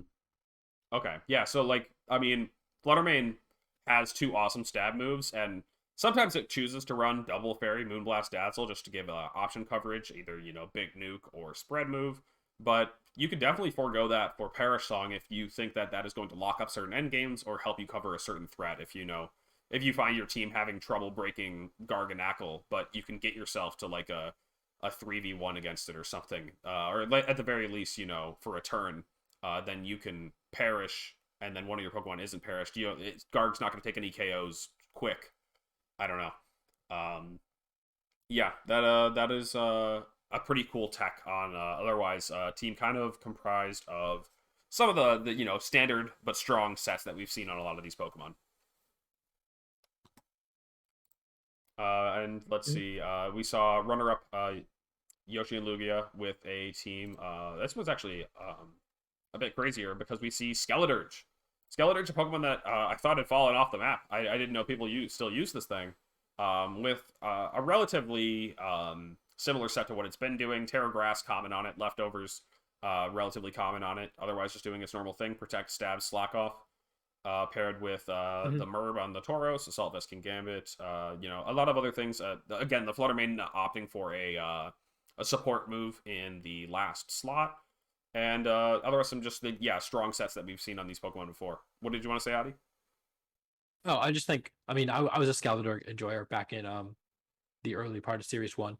And it's cool to see it have a little bit of resurgence. I think we saw another one top cut the Beanie Brawl, maybe, you know, Pokebros. All the tournaments have kind of gotten confused at this point. But yeah, it's getting a little bit of resurgence, maybe because it is a pretty clean answer to Dondozo. And maybe because it like you now that the meta is centralizing around like Snarl Arcanine, which is obviously really bad for Skeletor, you can put more dedicated responses to it, and that is a lot easier than putting dedicated responses to like Hydreigon, for example, that is a lot harder to kill, or stuff like that. So seeing like King Gambit next to it is pretty cool because now if you want to Snarl Arcanine, your Skeletor, there's a King Gambit on the field and you're giving it a +2. So stuff like that is pretty cool. Like the entire team is just Snarlhate, which kind of allows Skeletor to do its thing a little bit in a way that we hadn't seen as much in Series 1. And with that, let's go ahead and move on to one last thing before we just talk about the metagame as a whole. Actually, I'd rather talk about the images. It's time that we get these images on screen. These images that John made. Do you want to like Go ahead. or Z, do you have any like teams in these cuts that you were interested in, or? The only thing that really caught my eye was that this seems to be a big Baxcalibur week. We saw it winning like 2 out of 5 or 6 of these tournaments, and I've also seen it more on ladder this week than I have pretty much any other time before since Series 2 started. Looks like people are valuing priority more. Loaded Dice Icicle Spear can rush down a Mungus without Terra typing. Glaive Rush does a lot of damage. Like, it's a Pokemon that makes sense. I think people were turned off of it because it is just another fairy weakness that you're throwing onto your team in a Fluttermane meta. But, like, people have figured out how to build around that challenge, and looks like it's pretty strong, and I would not be surprised to see some Baxcalibur pop up this weekend. Bax is back. Dax is back. That is actually, that is a really smart observation. Yeah, and we see it even got the top 2 spots in the Hatterene series. So, Bax definitely just an awesome Pokemon. I think design wise, they knocked it out with Bax's as a competitive mod. Aesthetically, I don't know. I could take it or leave it. I used the guy in my in-game playthrough, but it looks a little goofy. The Glaive Rush animation is hilarious. But I think it's a very cool Pokemon. Glaive Rush, very interesting move. Loaded Dice, a very cool item for Pokemon like this. There's just so many things you can do with it. So I would not mind seeing more Baxcalibur. Now let's go ahead and talk about the common cores. We've kind of been talking about them already as we've been going through the tournament results. So there's going to be some repeats, but here are the things that you need to watch out for going into Orlando if you plan to attend. So first off, we have Bulky Balance, which comprised of, we have the Firewater Grass represented here, but it's probably like 10 Pokemon in total that you see kind of swapping in and out on the archetype. Amoonguss, Arcanine, and Iron Bundle all common on these types of teams. And I think that this has been seen on a lot of top tournament results. I think Willfire's team is probably the most recent, strongest example of it. But there's like other teams that are very comparable to it in like just about every top cut of these tournaments. But it's also like probably one of the most boring ones. So it's just like, what do you even say about it? It's just good mons. It's a meat mountain, as my good friend James Evans would call it. The meat mountain team, where it's just a lot of bulky Pokemon, and you have to be able to kill them all before they kill you. The Herbie's Meat Mountain. No. I forgot that James had said that once. I guess maybe James continues to say it. Wow. Score. What's that, Adi? Sorry, my internet is being spotty. I can hear you now. I was gonna say is that Bundle does seem a little out of place on this core. It's not super bulky like Amoonguss and Arcanine does. It's not like a great damage trader. It's really benefit from the damage reduction that Arcanine provides as much. Although physical damage reduction is quite good for it, special damage reduction is still going down to everything. And like Arcanine and Amoonguss don't really benefit from Icy Wind. So why are people using it on this bulky balance core when it doesn't feel like a bulky balance Pokemon? Because it's the only water type in the format. Like it's that and Dondozo, and like what is the third best water type right now? It's like Rotom Wash, like Palafin. Palafin just won the tournament. Palafin takes a big hit in this format just because it's so much harder to pair it with Pelipper because of the presence of Bundle. Mm-hmm. I think that's a big thing that ironically drives up Bundle's usage even further, is that it's harder to release like Palafin teams that existed in Series 1, so the market is even scarcer for water type now. Tauros is a good suggestion, but then, often hard to pair with Arcanine. Double Intimidate leaves you a bit more susceptible to the Defiant Pokemon, and competitive Milotic. Then there's also Gastrodon, somebody suggested, and I have thoughts on Gastrodon that cannot be aired. So I will I won't it's say not much bulky.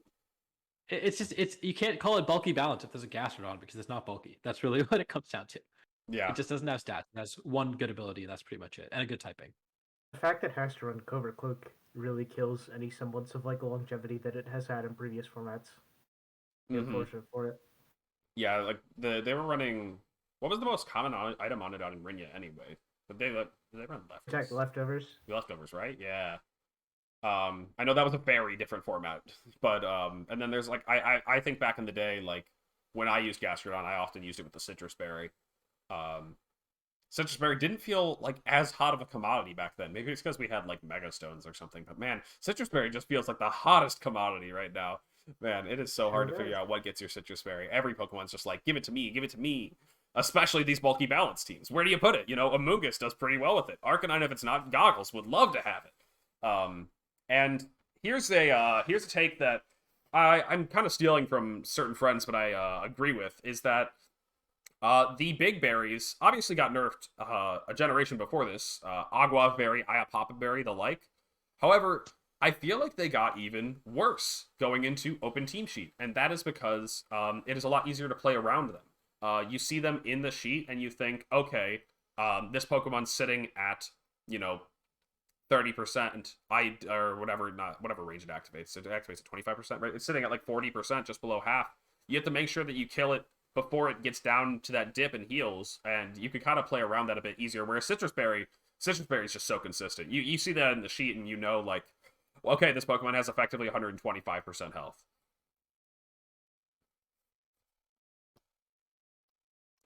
So if there's nothing else to say about bulky balance, though, let's go ahead and move on to everybody's favorite. Like this. This is a good image. Thank you again to John Who, for all these images. They're so funny. But yeah, we have the Dozo. The Dozo is in. Dondozo is not going anywhere. And don't expect it to just get worse just because of Series 2. I think that I've said this a couple times. We got new tools to deal with it. It also got new tools to use against you. So don't just write it off as like, yeah, I have Fluttermane and Bundle. They're faster than it. I'm not sweating it. We see Dondozo players still doing very well at tournaments, if not winning them, and so it's something that like I think is going to really just kind of own people that are sleeping on it. So I of course will not, and this is your warning: do not. One thing I'll bring up with the Dozo is that if you haven't been paying attention, there's been quite a shift in the style of Dozo that has been used from Series 1 sets to now, where in the past they were mostly, by the time we got to San Diego and regional and Liverpool regionals, they were like Terrifying with Terra Blast, and then it was Earthquake and Order Up for the last two moves was typically. Now we're seeing most commonly Terra Steel, since it makes it both immune to Clear Smog and it makes it neutral to Iron Bundles, Hydro Pump, and Freeze Dry both. And in addition to that, obviously they don't run Terra Blast anymore. We're seeing pretty much Substitute, Earthquake, Order Up, or sometimes Wave Crash and Order Up. Like I believe the Marco Fiero team does not use Earthquake on the Dondozo. Mm-hmm. So yeah, just a word of advice. If you're looking for Clear Smog Vigus to be your Dondozo matchup, it probably is not. Especially because that also doesn't work very well into substitutes if they can get them up at the right time. Right. And so, I think the most common set is that Marco Fiero one. I think it was the same set as the one that Luca Paz won Liverpool with, which is just leftovers, Terra Dragon, Wave Crush, Order Up, Sub, Protect.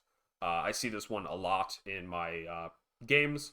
And while I don't think you can expect to see only this Dondozo, it's still a pretty versatile Pokemon.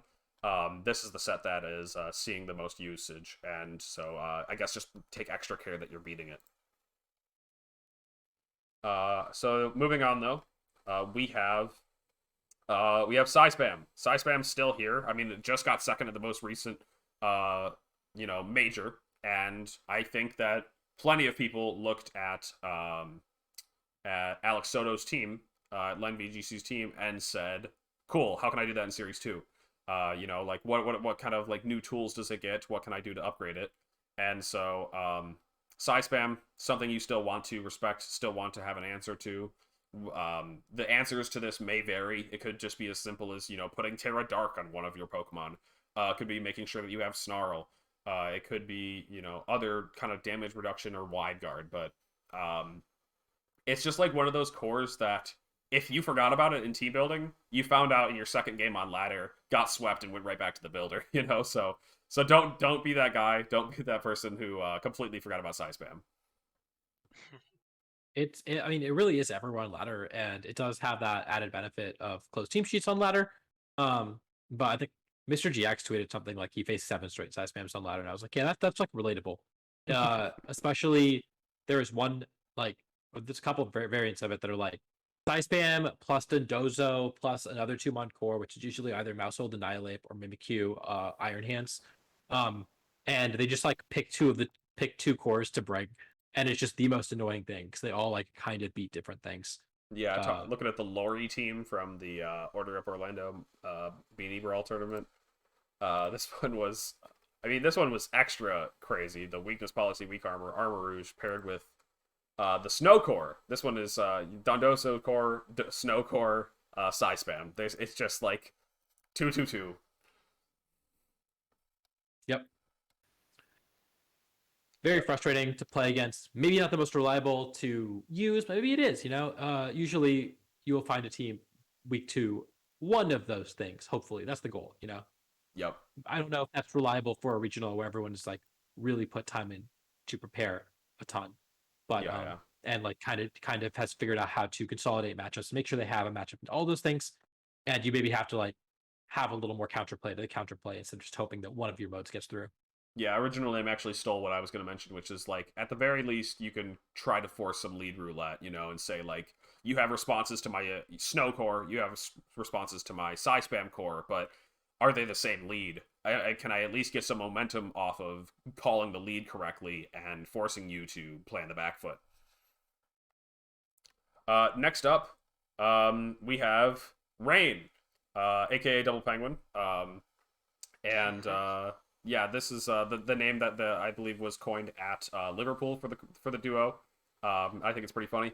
So Palafin, Pelipper. I think that Jody's Jody's Rain team has just been an inspiration for a lot of people. Maybe that's just selfishly coming from me because I also used Jody's team at San Diego. But for some reason I can't click somewhere else. But yeah, it's something that a lot of people have, again, like I said with the last team, been looking to upgrade to Series 2 and saying, what new tools do I get to use in it? I think one of the first ones people looked at is your classic Iron Hands. I think James just mentioned Iron Jugulus, and that's another Pokemon that, can replace some of the Hurricane Pokemon that people are running, like Dragonite and Salamence. And so it's definitely a team that got some handy bonuses coming into Series 2, and is also just like has some neat things going on for it in Series 2, mainly that Sun is more popular, so Rain is fun to counter it. And some of the a good portion of the new Pokemon they added are fast and frail, which means they're susceptible to Jet Punch. Mm-hmm. Notably, there is one new Pokemon they added that kind of screws over Pelipper and kind of screws over Palafin, which is, of course, Iron Bundle. And that is maybe another reason why Iron Bundle is on so many teams in that Fire Water Grass core, is because it really is. This is like, when we're talking about common cores, I'm kind of thinking about like the checklist that I have when I'm prepping it for a regional, and like, okay, I got to know how I approach this matchup and this matchup, like all the matchups individually, make sure I have tools for all of them. And Iron Bundle is just, it's not an auto win, but it is a very, very strong tool into the rain matchups, especially as Palafins are more likely to be Terra Grass than ever before. And maybe we see someone go like Terra Steel just specifically to beat Iron Bundle more consistently. I mean, then it's just like a 50-50 at that point. Like, do they just click Rain Boosted Hydro Pump? Bundle is just such a hard Pokemon to Terra defensively against. I think that's one thing that it has going for it. There are like there are only a couple of types that resist ice, and if you Terra into water to resist that, like I think water is the type that you would go to resist water and ice, but freeze dry super effective into it. If you want to resist the hydro pump, you can go grass, still weak to freeze dry. So then, like, if you want to resist water, you can go to dragon, still weak to freeze dry. If you go into so that leaves you with two options, which are both neutral to water. And that is, I think, steel and ice. And nobody wants to turn into an ice type. Unless it's, of course, a bundle turning into an ice type for extra bonus damage on the freeze dry, which I've seen a bit lately. So that's, I guess, one factor that it has going for it. Yeah. Anyway, Rain, still somewhat of an archetype, though I think is maybe not going to be as common as what we saw in Liverpool, I would say. Not going to see 10 Pelipers in the top cut, I would think. Okay, then we have our last one, which is Great Tusk plus Talonflame. This is kind of a somewhat umbrella category, just because like this is like tailwind offense. We saw this on Marco Fierro's Dondozo team, so again, you can kind of see some archetypes crossover, some cores crossover, but this, I think what Talon Tusk is looking to do is abuse the fact that teams like Willfires here have 3 Pokemon that are weak to ground and no immunes. There is a Terra flying on the Roaring Moon, but you could play around your opponent committing a Terra. It means that all these other ground immune or ground weak Pokemon can't Terra. And so there's a bit of a ground weakness in the metagame right now, and Great Tusk is looking to abuse that. Otherwise, this is usually paired with strong offensive Pokemon, their own Iron Bundle, Fluttermane, Goldango, Pokemon that click strong spread moves and try to sweep you as fast as they can in Trick Room or in Tailwind. Yeah, this core kind of came about when people were running like Garganacl, like the first few weeks of series, especially Terra Poison Garganacl. Everyone was like, "Oh, all these Garg mirrors.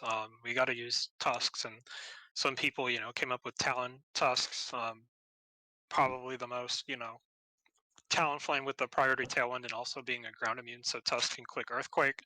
It's one of the few Earthquake partners.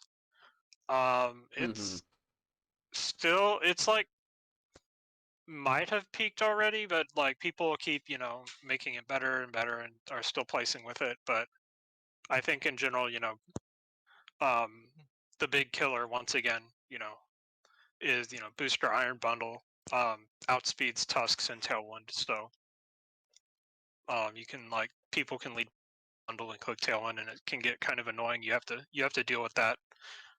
It's just like Iron Bundle, as we talked about, the most used Pokemon, kind of being a little gatekeepy in terms of like archetype, if the archetype's good or not. Like, do you have I'm just always asking myself, can I what am I when I'm building teams is like what is stopping bundle from or Sash Bundle or Booster Bundle from just being led and clicking Icy Wind into me. So that's the main question mark I have for the archetype, but it's definitely very scary. I did have I did have like a week where I was just losing to everything I was using was losing to like Great Tusks hyper offense, and I was like, I'm giving up. And then so I tried to just kind of CT Tusks for a while, and then I ended up figuring it out. But Tusk's definitely still scary going into Orlando. There's if we have anything else to say about Great Tusk Talonflame, otherwise I'll mention the 4 honorable mentions that we didn't end up having John make images for because I didn't think they were worth it. Adi might disagree because his beloved is in there. And the Pincurchin, we've been seeing some Pincurchin teams in the top cuts. It's the Hard Trick Room, I guess. Hard Trick Room, yeah. I guess like Hard Trick Room is Hard Trick Room kind of overlaps with some of the stuff we talked about, mainly looking at Psy Spam, right? I'm not sure other teams built around some of the other Trick Room setters are as popular right now, but you might see a Fari Giraffe or a Nguru. Sun Spam, Torkoal, compared with a bunch of the Protomons is something that I think you'll definitely see it, like maybe the first couple of rounds, people just wanting to abuse the Proto abilities as much as they can, taking those 570 BST Pokemon, putting them higher. Then there's the Gravity team that we've seen a little bit of. I think one person did well with it in a tournament. Maybe that was like the Goomy in one of the, I don't remember which tournament, but basically if you see a Sandy Shocks next to an Espathra, be warned. The Sandy Shocks is likely going to be booster energy with Gravity, boosting its speed, and then setting Gravity for Hypnosis from the Espathra. Then, after the speed boost, the Espathra, I believe, outspeeds the Sandy Shocks and hits you with Lumina Crash, drops your special defense die by 2, and the Sandy Shocks just dunks you. It's a really crazy strategy that is basically just Gravity Sleep Spam, but with, like, an immediate follow-up punish. Sorry, I mentioned I talked a lot more about that one than the other ones, but I had to explain what it is. And then lastly, there's screens. So yeah, if you guys have any and screens, there's nothing to say about it. It's Grimmsnarl, it's Sableye. Yeah. And yeah, if you guys have Zia anything, muted during that. Do you have an archetype that you wanted to mention? Oh no, I just had to step away and I came back. no sweat. Yeah, so if anybody has anything to anything. mention about those, about Pincurchin screens, Sun, or Gravity, otherwise, we'll go ahead and move on to our last couple of What a good sections like here. Pincurchin Um, Iron Valiant team. I just caught like a shiny Iron Valiant the other day, and I'd really like to use it.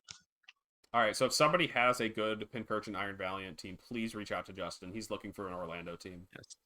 Yeah, You got to I- DM as well. Justin at just Mr. Burns with Oh, all of God. your Pincurchin Iron Valiant teams that you can come up with. Just make sure you DM him.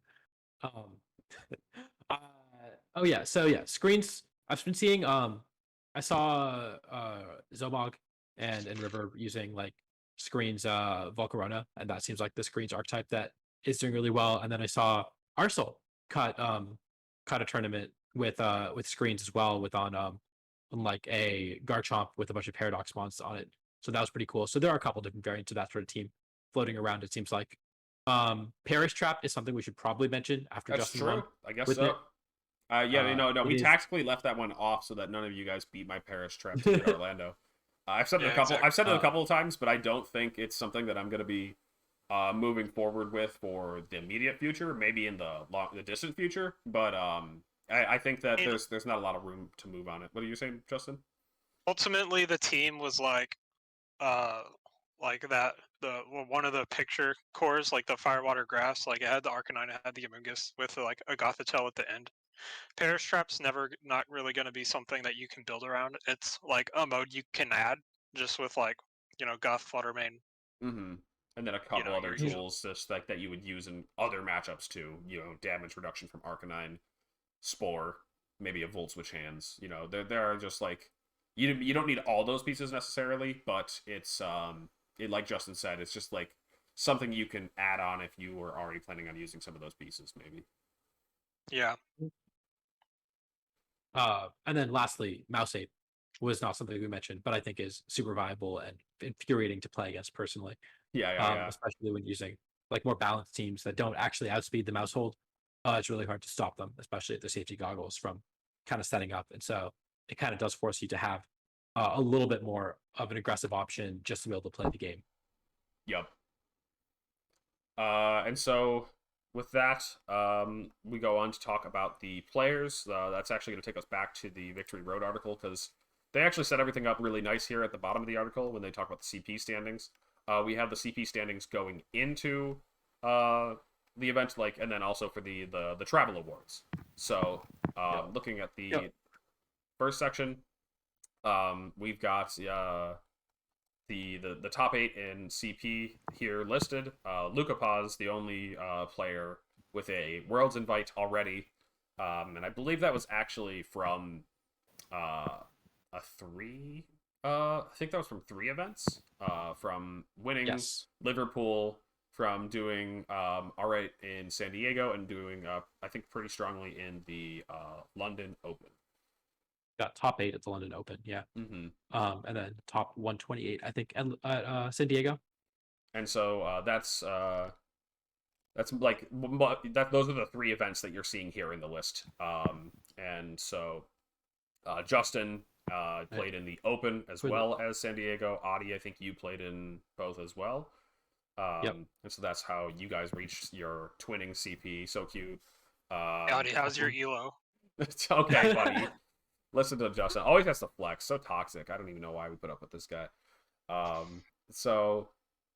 Then otherwise, a lot of just top players that, finished well at San Diego are, of course, going to be here. And also in the next section. The next section is just San Diego plus Liverpool, technically, for anybody that did both.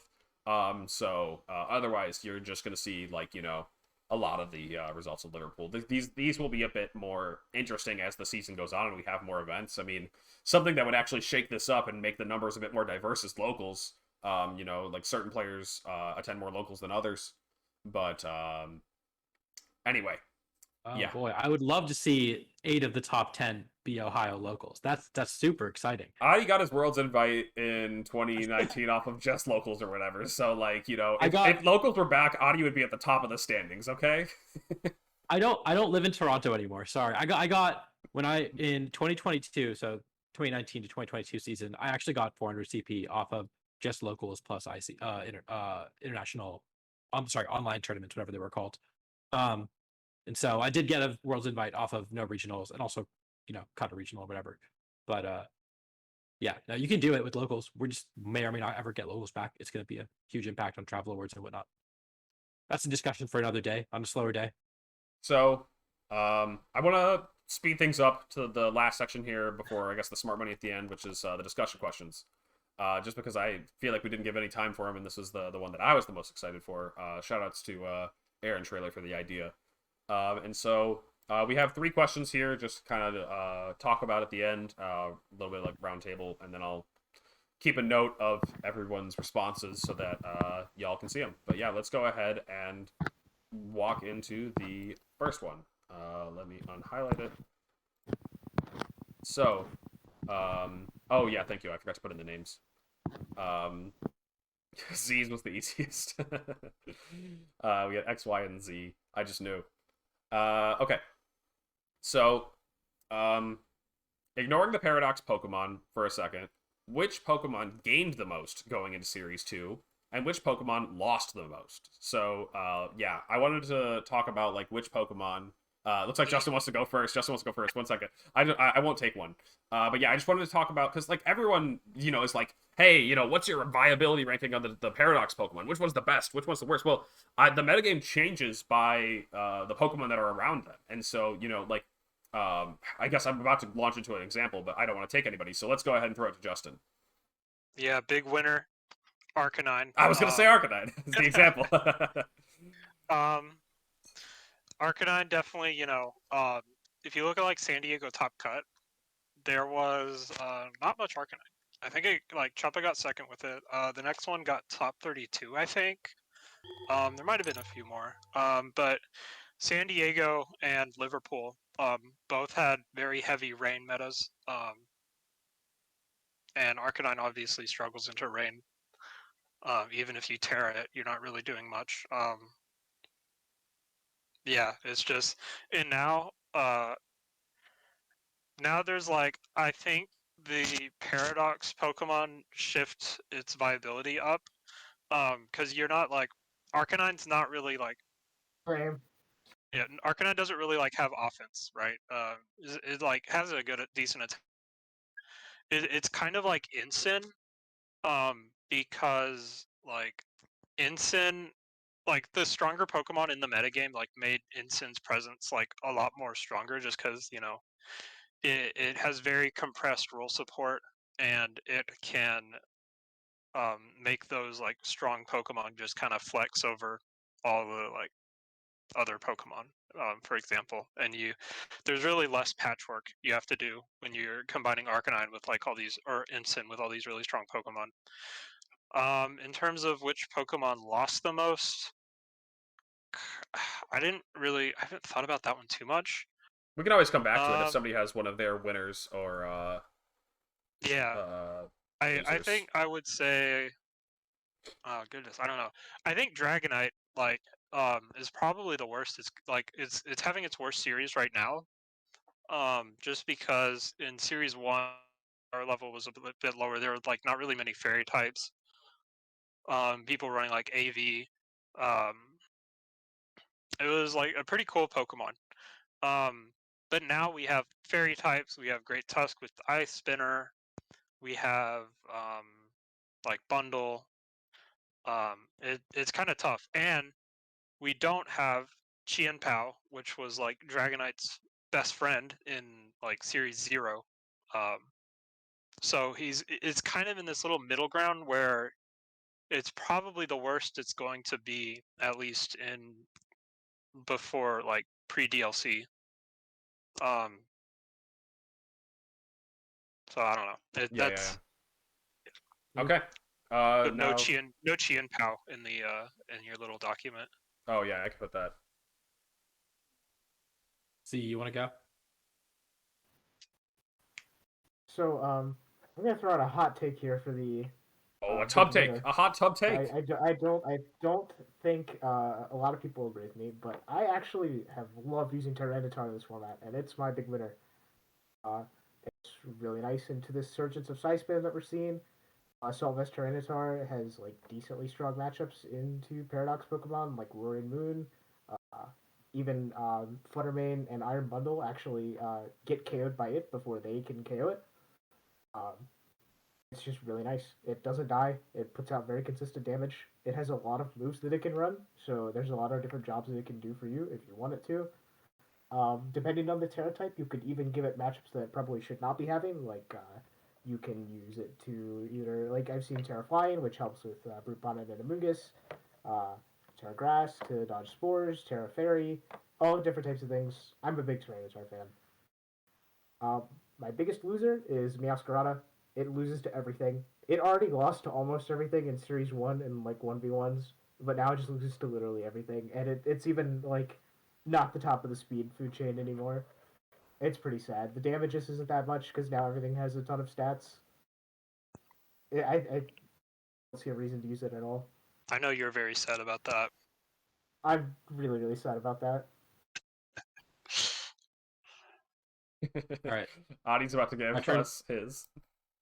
No, okay. So I was actually not going to say Pincurchin, even though you wrote it down already. I was going to say Torkoal. And then I realized, oh yeah, Pincurchin is just the same Pokemon on a different type of team, right? Like Pincurchin and Torkoal has the added benefit of Pelipper not being everywhere because it does match up pretty poorly into that. Um, but Pincurchin and Torkoal both not only being like Torkoal more than Pincurchin being a good standalone Pokemon that also just enables all these really powerful Paradox Pokemon has made it so much better. And then as for the loser, I was going to say Kingambit, which I don't think is unviable right now, but it went from a metagame where the best fighting type was Tauros, and at the very least you get your Intimidate boost, to a metagame where the best fighting type is Iron Hand, and it's on like 50% of teams. And so and it resists not only like I mean Tauros also resists both your stabs, but like it resists both your stabs on like most fighting types too. So like it is really hard to fit a Kingambit on a team without and also Great Tusk exists, right? So you have another fighting type that also pressures you really heavily. So the new insurgence of fighting types and the fact that teams are already stacking ground weaknesses makes it really hard to fit Kingambit on a team, even though it does do like pretty well into things like Fluttermane. It just struggles because Iron Hand is everywhere. Adi stole my Pokemon, so I guess I have to say Earthworm. I don't know who put Earthworm down. Also, Adi, if you could fill in the Torkoal section, I was looking away, and Yeah, sure. tuning you out. So for my man, I think I'm gonna have to look at the Pokemon to find biggest winner, but I already know my biggest loser, and that is so I guess I'll go over there, and that is Goldengo. I think that Goldengo has just felt harder to use for me, and mainly, I guess maybe it's just that you can't use it the same way. People. What's that, Adi? Sorry, you were cutting out for me. Oh, okay. I don't know. Hopefully I wasn't cutting out for the stream, but I'll start my sentence over just in case. So, yeah, my loser is Goldengo. Goldengo has felt a bit harder to use, at least the same way that I was using it in Series 1. And I think that it can't just get away with Terra Steel anymore because it feels like there are more Pokemon to hit it. There's a lot of like fire type coverage or Terra Fire, like Terra Blast Pokemon, taking advantage of the sun, I guess. There's also so many more ground moves being spammed, and stacking ground weaknesses feels more exploitable now. Like, you can't freely pair this Pokemon with the likes of Iron Hands and Arcanine, some of the Pokemon that are showing up to be stronger now because you are just kind of repeating these weaknesses. And so Goldengo feels like it definitely got worse than it was in Series 1. I think it was like, it felt like the best Pokemon to be in Series 1 just about. And so I definitely still think it's a top Pokemon, but yeah, it's just, it stacks ground weaknesses, and it also, I guess, Iron Hands just resisting its damage is kind of not nice. Man, now I have to think of a winner. Everybody else has picked theirs. Unbelievable. This guy coming unprepared to his own podcast. But that's because it was supposed to be. You know what? It was definitely better that we did this ahead of time. Because imagine if we had to do this all on the spot. Biggest winner. I think I want to go for a basic one. And be the peanut butter to Justin's jelly and go for Amoongus. Just because Amoongus just feels really strong. Resisting fairy just makes it even stronger, in my opinion, and sleep turns go even harder in, I think, more offensive metagames. If Amoongus is able to get off the spore, then you can do more with those turns. Like a Pokemon can't just sit on the field asleep. It can be a bit more of a death sentence when everything's getting 2-hit KO'd. And so that's my answer for I guess the biggest winner, Amoongus, and then Goldengo. So I think we had some pretty good answers here, all unique ones. Hopefully nobody else got their answers stolen before they got to speak, like me. And let's go ahead and move on to the next question.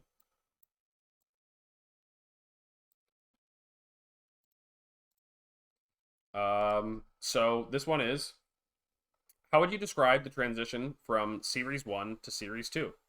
Is it most comparable to 2017 to 2018, Sun Series to Moon Series to Ultra Series, or one of the format changes from the Dynamax era? And what I will say is, for your responses, please make sure to explain why, just because we might have a lot of people here who didn't play those years and don't exactly understand the comparisons, but I still thought this was an interesting enough question to bring up. Nobody wants to go first. I'll start with mine. I I'll start can with go mine. first. I'll go ahead. I'll go. Okay. Just because Yeah. I think I came into this feeling this way, and maybe it's completely cap. But I think I want to compare it more to like to Sun Series to like Moon Series, where like some of the same strategies still work, but some Pokemon get a lot more viable. So like Sun to Moon, to give a bit of history, were basically that we had these. You were allowed to use 2 restricted Pokemon, but you could not use Z moves or Mega Evolutions. And also, Adi, just as a note, I don't think we need to write down the history part, at least if you want. Okay. But like just the general gist. So the history part is Sun Series, no Z moves, no Megas. Moon Series, the addition of Z moves, and so it felt like it felt like the metagame got stronger, more offensive, but you could still do a lot of the same things, and it feels that way now. I don't think like even like looking at the last question that we asked, which Pokemon got better, which Pokemon got worse. A lot of those Pokemon don't feel like they got drastically better or drastically worse. And so it feels like a smaller change than what we've seen in other format changes, I guess. And so that's where I'll leave it. I'll keep it short. Okay. Mine is a little more recent. I think that this feels like going from Series 4 to Series 5 back in 2020. Because so if that was a transition from Series 4, which was a like pure regional dex format with just the Pokemon in base Sword and Shield, to Series 5, where we had the first DLC. So we did not get all of the crazy broken legendaries yet.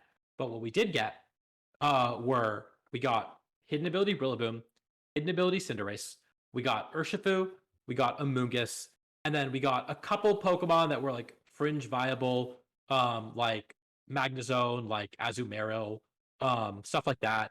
But by and large, those were the 4 Pokemon that we got, and 3 of those are just powerhouse Pokemon. They just do so much damage. Oh, Porygon 2. Porygon 2 is another one that was really big. But like we got 4 or 5 Pokemon, and 3 of them were game-changing offensive threats, and one was Amoongus.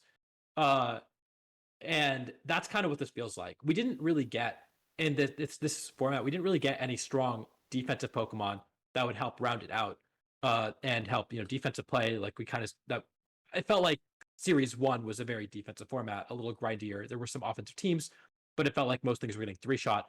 Now, all of a sudden, it feels like there's so many ways to just power through opposing teams, and you're forced to find a few centralized options for damage reduction. And that is exactly the dynamic that I felt going from Series 4 to Series 5 in the Dynamax era with Urshifu and Cinderace being introduced. All right, Justin or Z, who wants to take it next?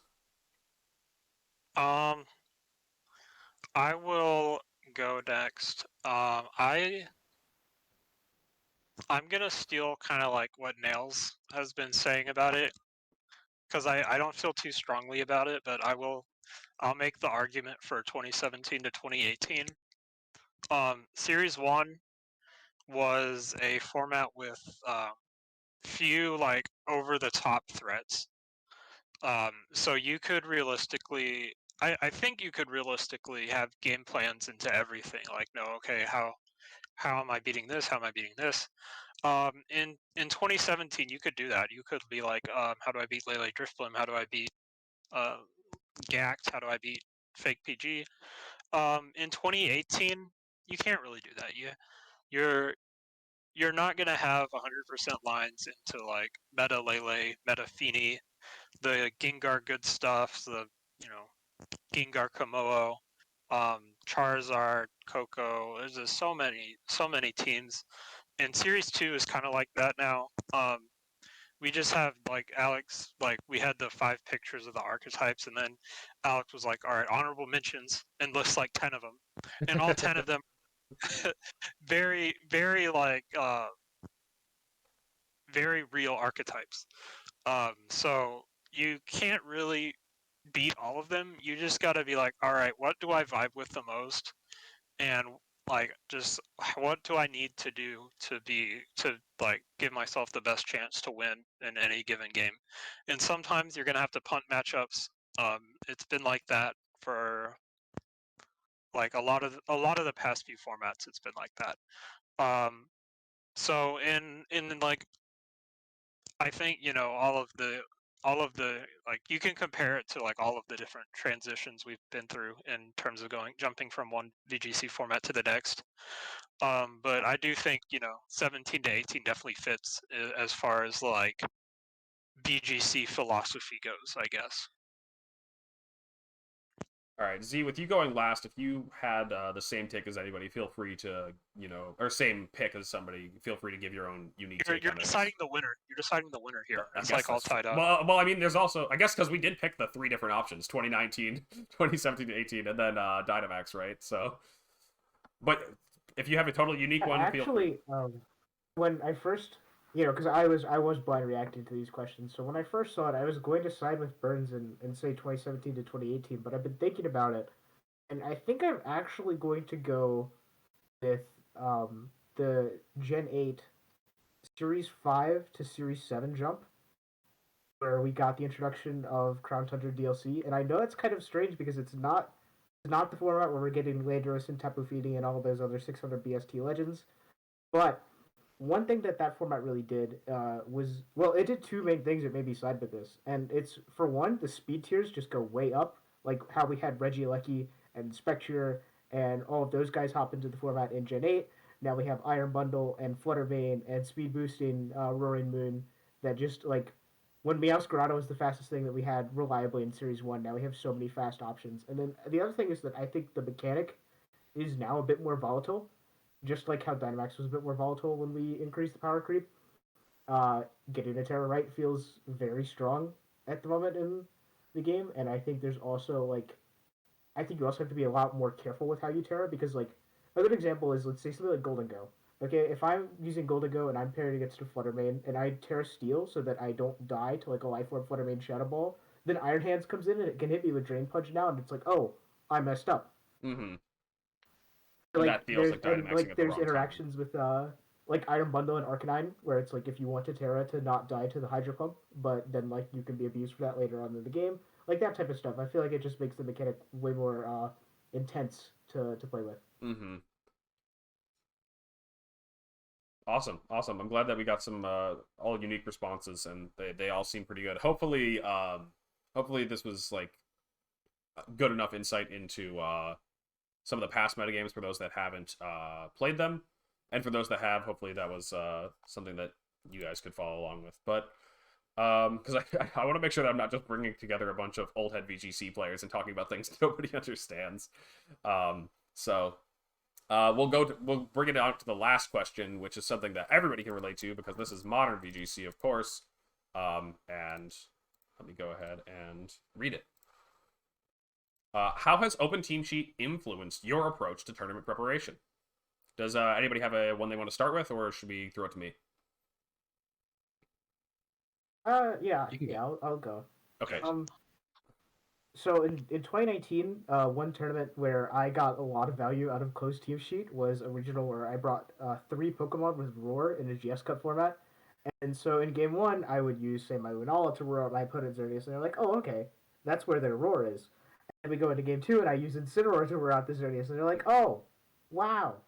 Like, that's just not something that you could abuse similarly in open team sheets to that type of level. And while those type of attacks might still form like a real purpose on your team, if the whole idea is surprise, then I think you need to focus more on practicality, which is definitely the approach that I've been taking with this format. I really like the difference in open sheets. I think that's a smart way to build. It's definitely different, but as soon as you adjust to it, I think it's still Pokemon at the end of the day. So I'm a fan. Um, all right. Anybody else ready to jump in, or are they still cooking their responses? I think I can go. One of the things that it has emphasized for me, I've always loved finding really creative movesets that can catch people off guard. It's I've one of my favorite teams that I built was like sturdy Custap Togedemaru next to Aerodactyl, because who expects the Togedemaru to be sturdy, and then you Custap Endeavor them and rock slide them with a Mega Aerodactyl, and you KO them, and that was like a really fun team that I built in Ultra Series. And it's still like annoying and it's still a threat after they know the gimmick, but it like steals game 1, and that's super valuable in a best of 3, and that doesn't exist anymore, and that stifles a lot of the creativity that I've been having in this team building process. It does mean that your solutions have to be much more robust. It means that you have to respect certain threats more or less, and you have to be able to figure that out ahead of time. A big one being like Amoonguss, for example. You have to respect Amoonguss because they know where your safety goggles are, right? And in a close team sheet tournament, I would probably not, aggressively spore an Arcanine because there's like a 30% chance it's safety goggles and I lose the game immediately, and a 70%, or yeah, something like that. Or other Pokemon like maybe Iron Hand just Terra Grass, or maybe it's not, and I wouldn't aggressively spore it as much. And now you know exactly where the Amoonguss counterplay is. And that impacts team building a lot. And then yeah, similarly, I think that also means that if you do want to have that surprise factor on your team, it means really emphasizing how you EV train your Pokemon, and seeing if you can get benefits from that. I don't want to dive into any details there because I don't want to talk about how I'm potentially EV training my Pokemon for Orlando, but that is a place where you can, get benefits that your opponent might not see. An example of that being, I guess, Timid Goldengo from San Diego, where we caught basically the entire room off guard, and we're outspeeding stuff that we were not expecting to outspeed, winning all the Goldengo speed ties, beating Arcanines, beating Volcaronas, stuff like that. And so identifying ways that you can beat the metagame with EV spreads as your surprise tech is, I think, something that can be really valuable. Okay, everyone came into San Diego thinking I'm going to surprise people with Timid Goldengo. That's not true. I surprised a bunch of people with Timid Goldengo. And they didn't cut. Everyone that cut, like Maluka. That's also not true. I played 2 people that cut and beat them with Timid Goldengo. Why didn't I get to play them? That's so funny. Justin, do you want me to go, or are you ready? I can go. Yeah, ahead. I'll go. Okay, I'll go. I think something we talked about, like that's been talked about a lot, is like Maluka had like 5 protects on his team. Mm-hmm. And protect is like a move that I think does get more valuable in open team sheet. Like I think the story I'm always going to tell is the Ice Rider Palkia team, where we forego protect on like most of our Pokemon just to like fit more techs in. Like Amoonguss had two like Spore, Rage Powder, Foul Play, Pollen Puff. Um, After my top 8 set against James Beck, he was like, I um, wrote down Protect on Amoonguss at some point just because I assumed it had it, just so could, and I was like trying to play around it, and I had didn't realize until after the set that I wrote down 4 attacks because I did use all 4 of my moves against him, but he was still thinking about the Amoonguss has Protect, and so that like caught him off guard. If he knew that my Amoonguss had Protect, he'd be able to play, or he would potentially, or if he knew he didn't have Protect, he would have played differently. For sure, he would know he'd be able to double that slot with like pins. And then of course I went into top 4 and lost to a Gotti because I forgot the Kartana doesn't have Protect. So it definitely is very impactful.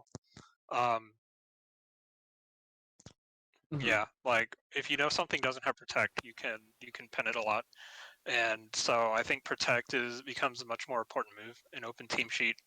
I've been since San Diego. I found myself, trying to fit Protect onto Mons instead of the other way around, thinking, what can I replace Protect with to, help into with more matchups. That being said, there is also the opposite that's also true, which is that if your opponent sees just Protect and not say Clear Smog on Amoonguss, right? You have to choose 2 of Clear Smog, Pollen Puff, Leaf Storm, and Protect realistically, and your opponent can potentially abuse the 2 that you don't have. So there's always a trade-off that's always going to be there in team building, but like they can also abuse the fact that you don't. Oh, sorry, my thing cut out for Adi. Did Adi cut out for you guys? Yeah. No. Wait, what? Adi's back. Okay, Adi, can you start over just a little bit? Oh no, he's frozen again. Oh, did my monologue get cut out? Yeah, I I think. thought I heard. Oh, Z, did you hear heck. it all?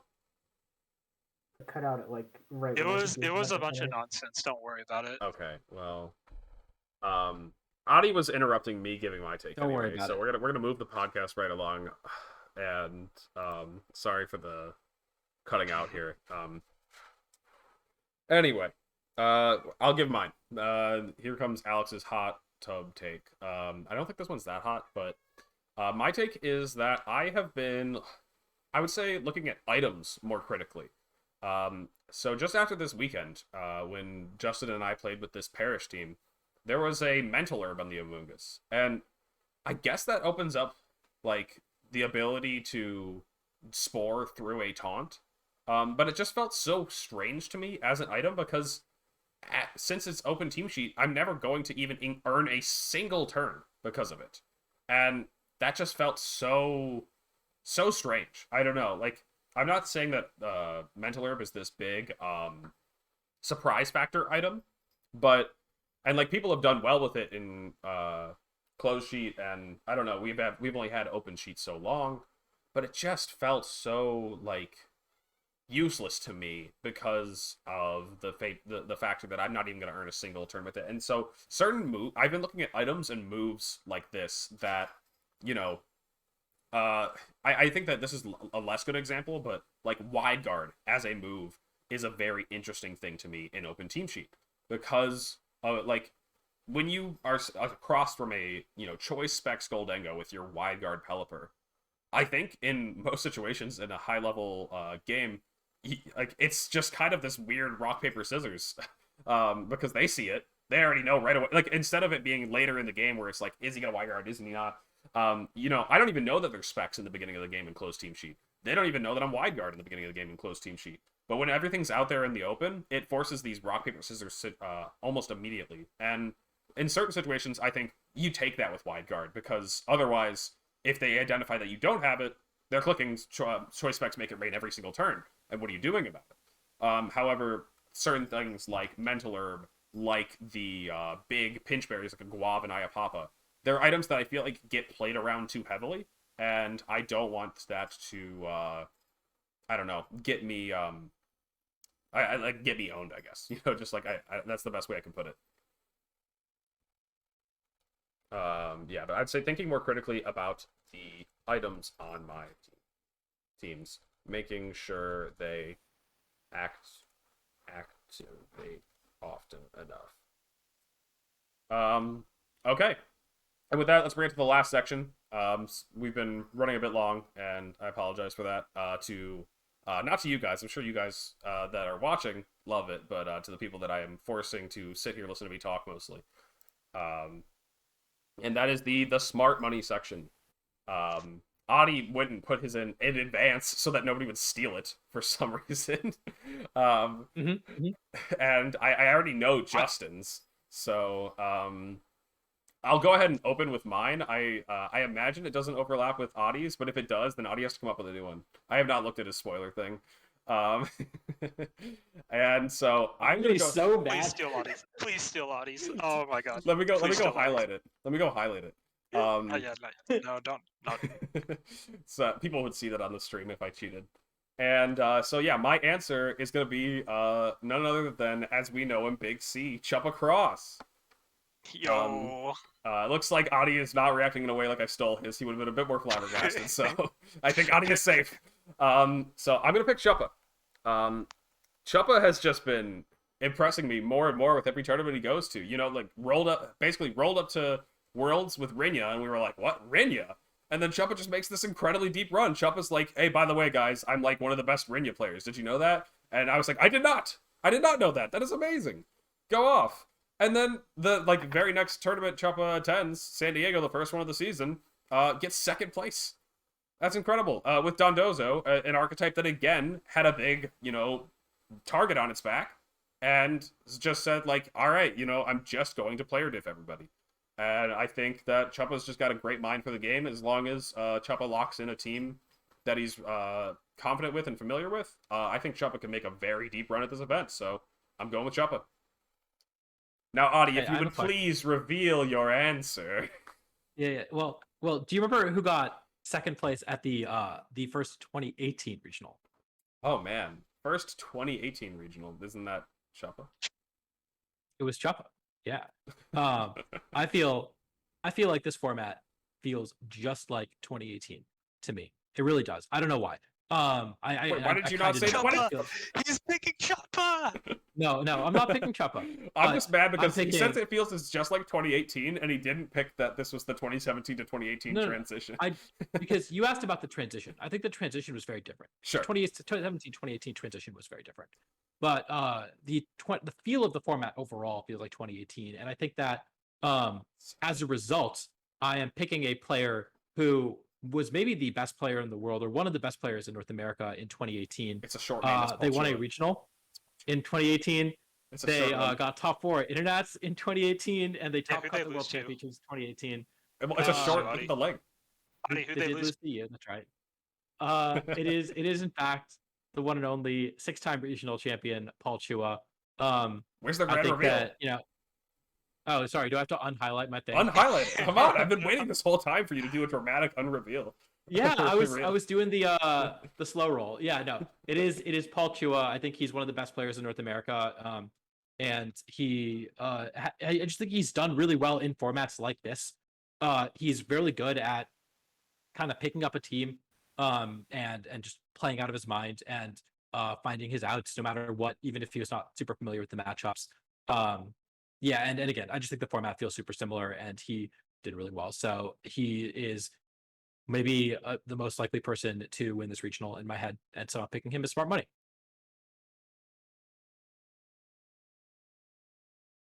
All right, let's go ahead and James Evans just said that he did all of those things as well. I'm sorry, buddy, you were a senior. It doesn't count. Ooh. Oh, man. The SpongeBob movie where SpongeBob's like, I'm the one. Oh. That's great. That is a great. No, James Evans, you're not managing the Krusty Krab too. That's so All good. right. My turn. Justin, go ahead.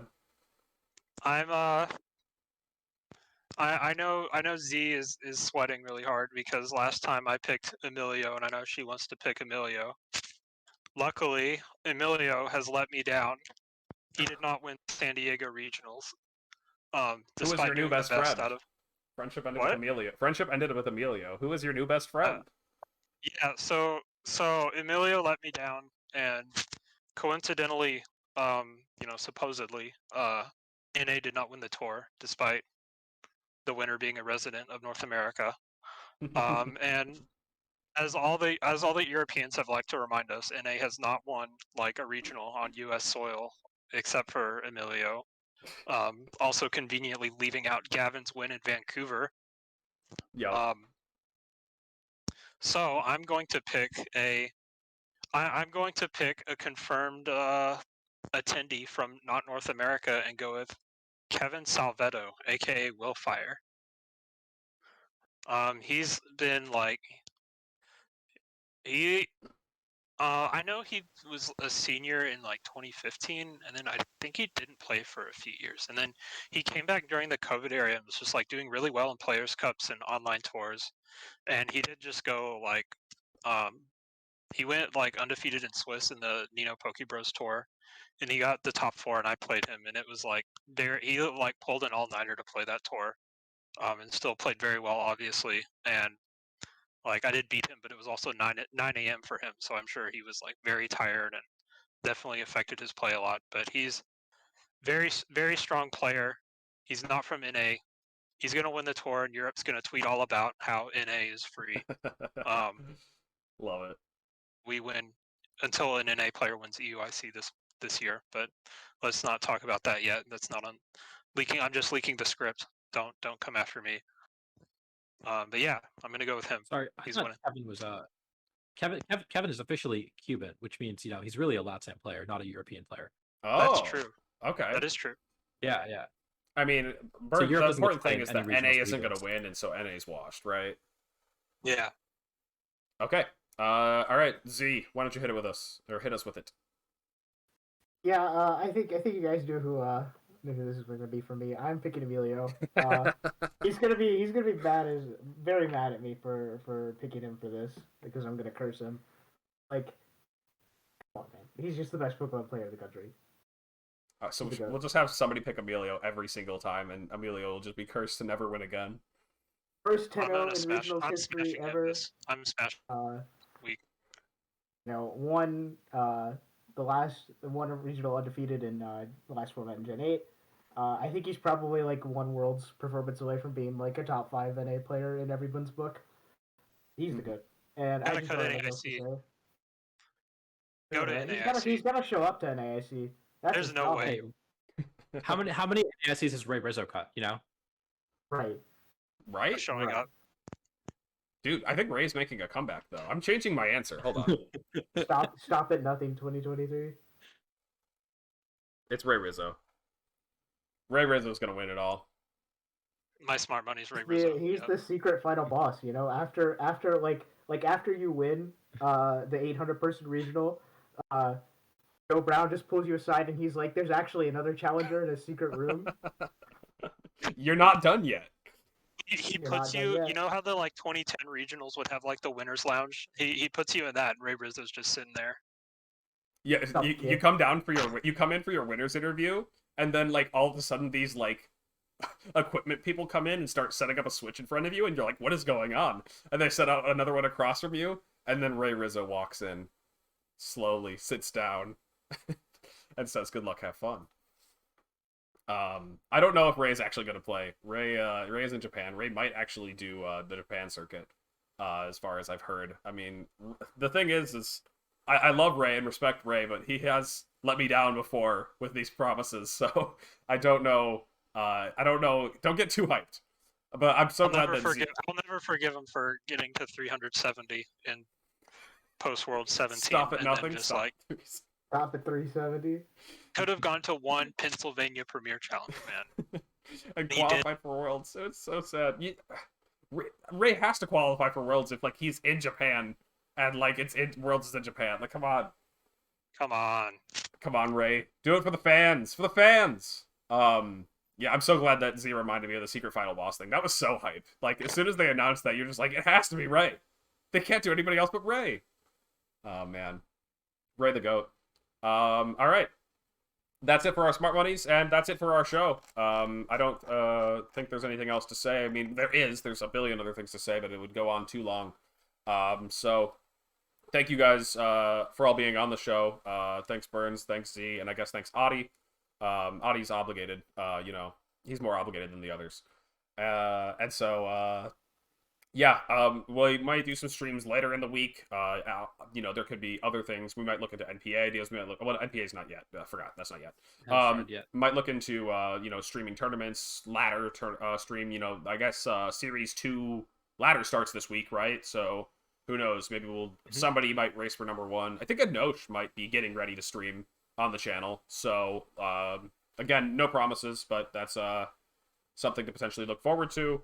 This is going to be up on YouTube, so look for that in a couple of days. If you missed the beginning of the stream and you want to get in here, or you want to get to see the beginning and what all we talked about there, and don't want to deal with Twitch's VODs, Adi's YouTube channel ck49 will have the video on Wednesday.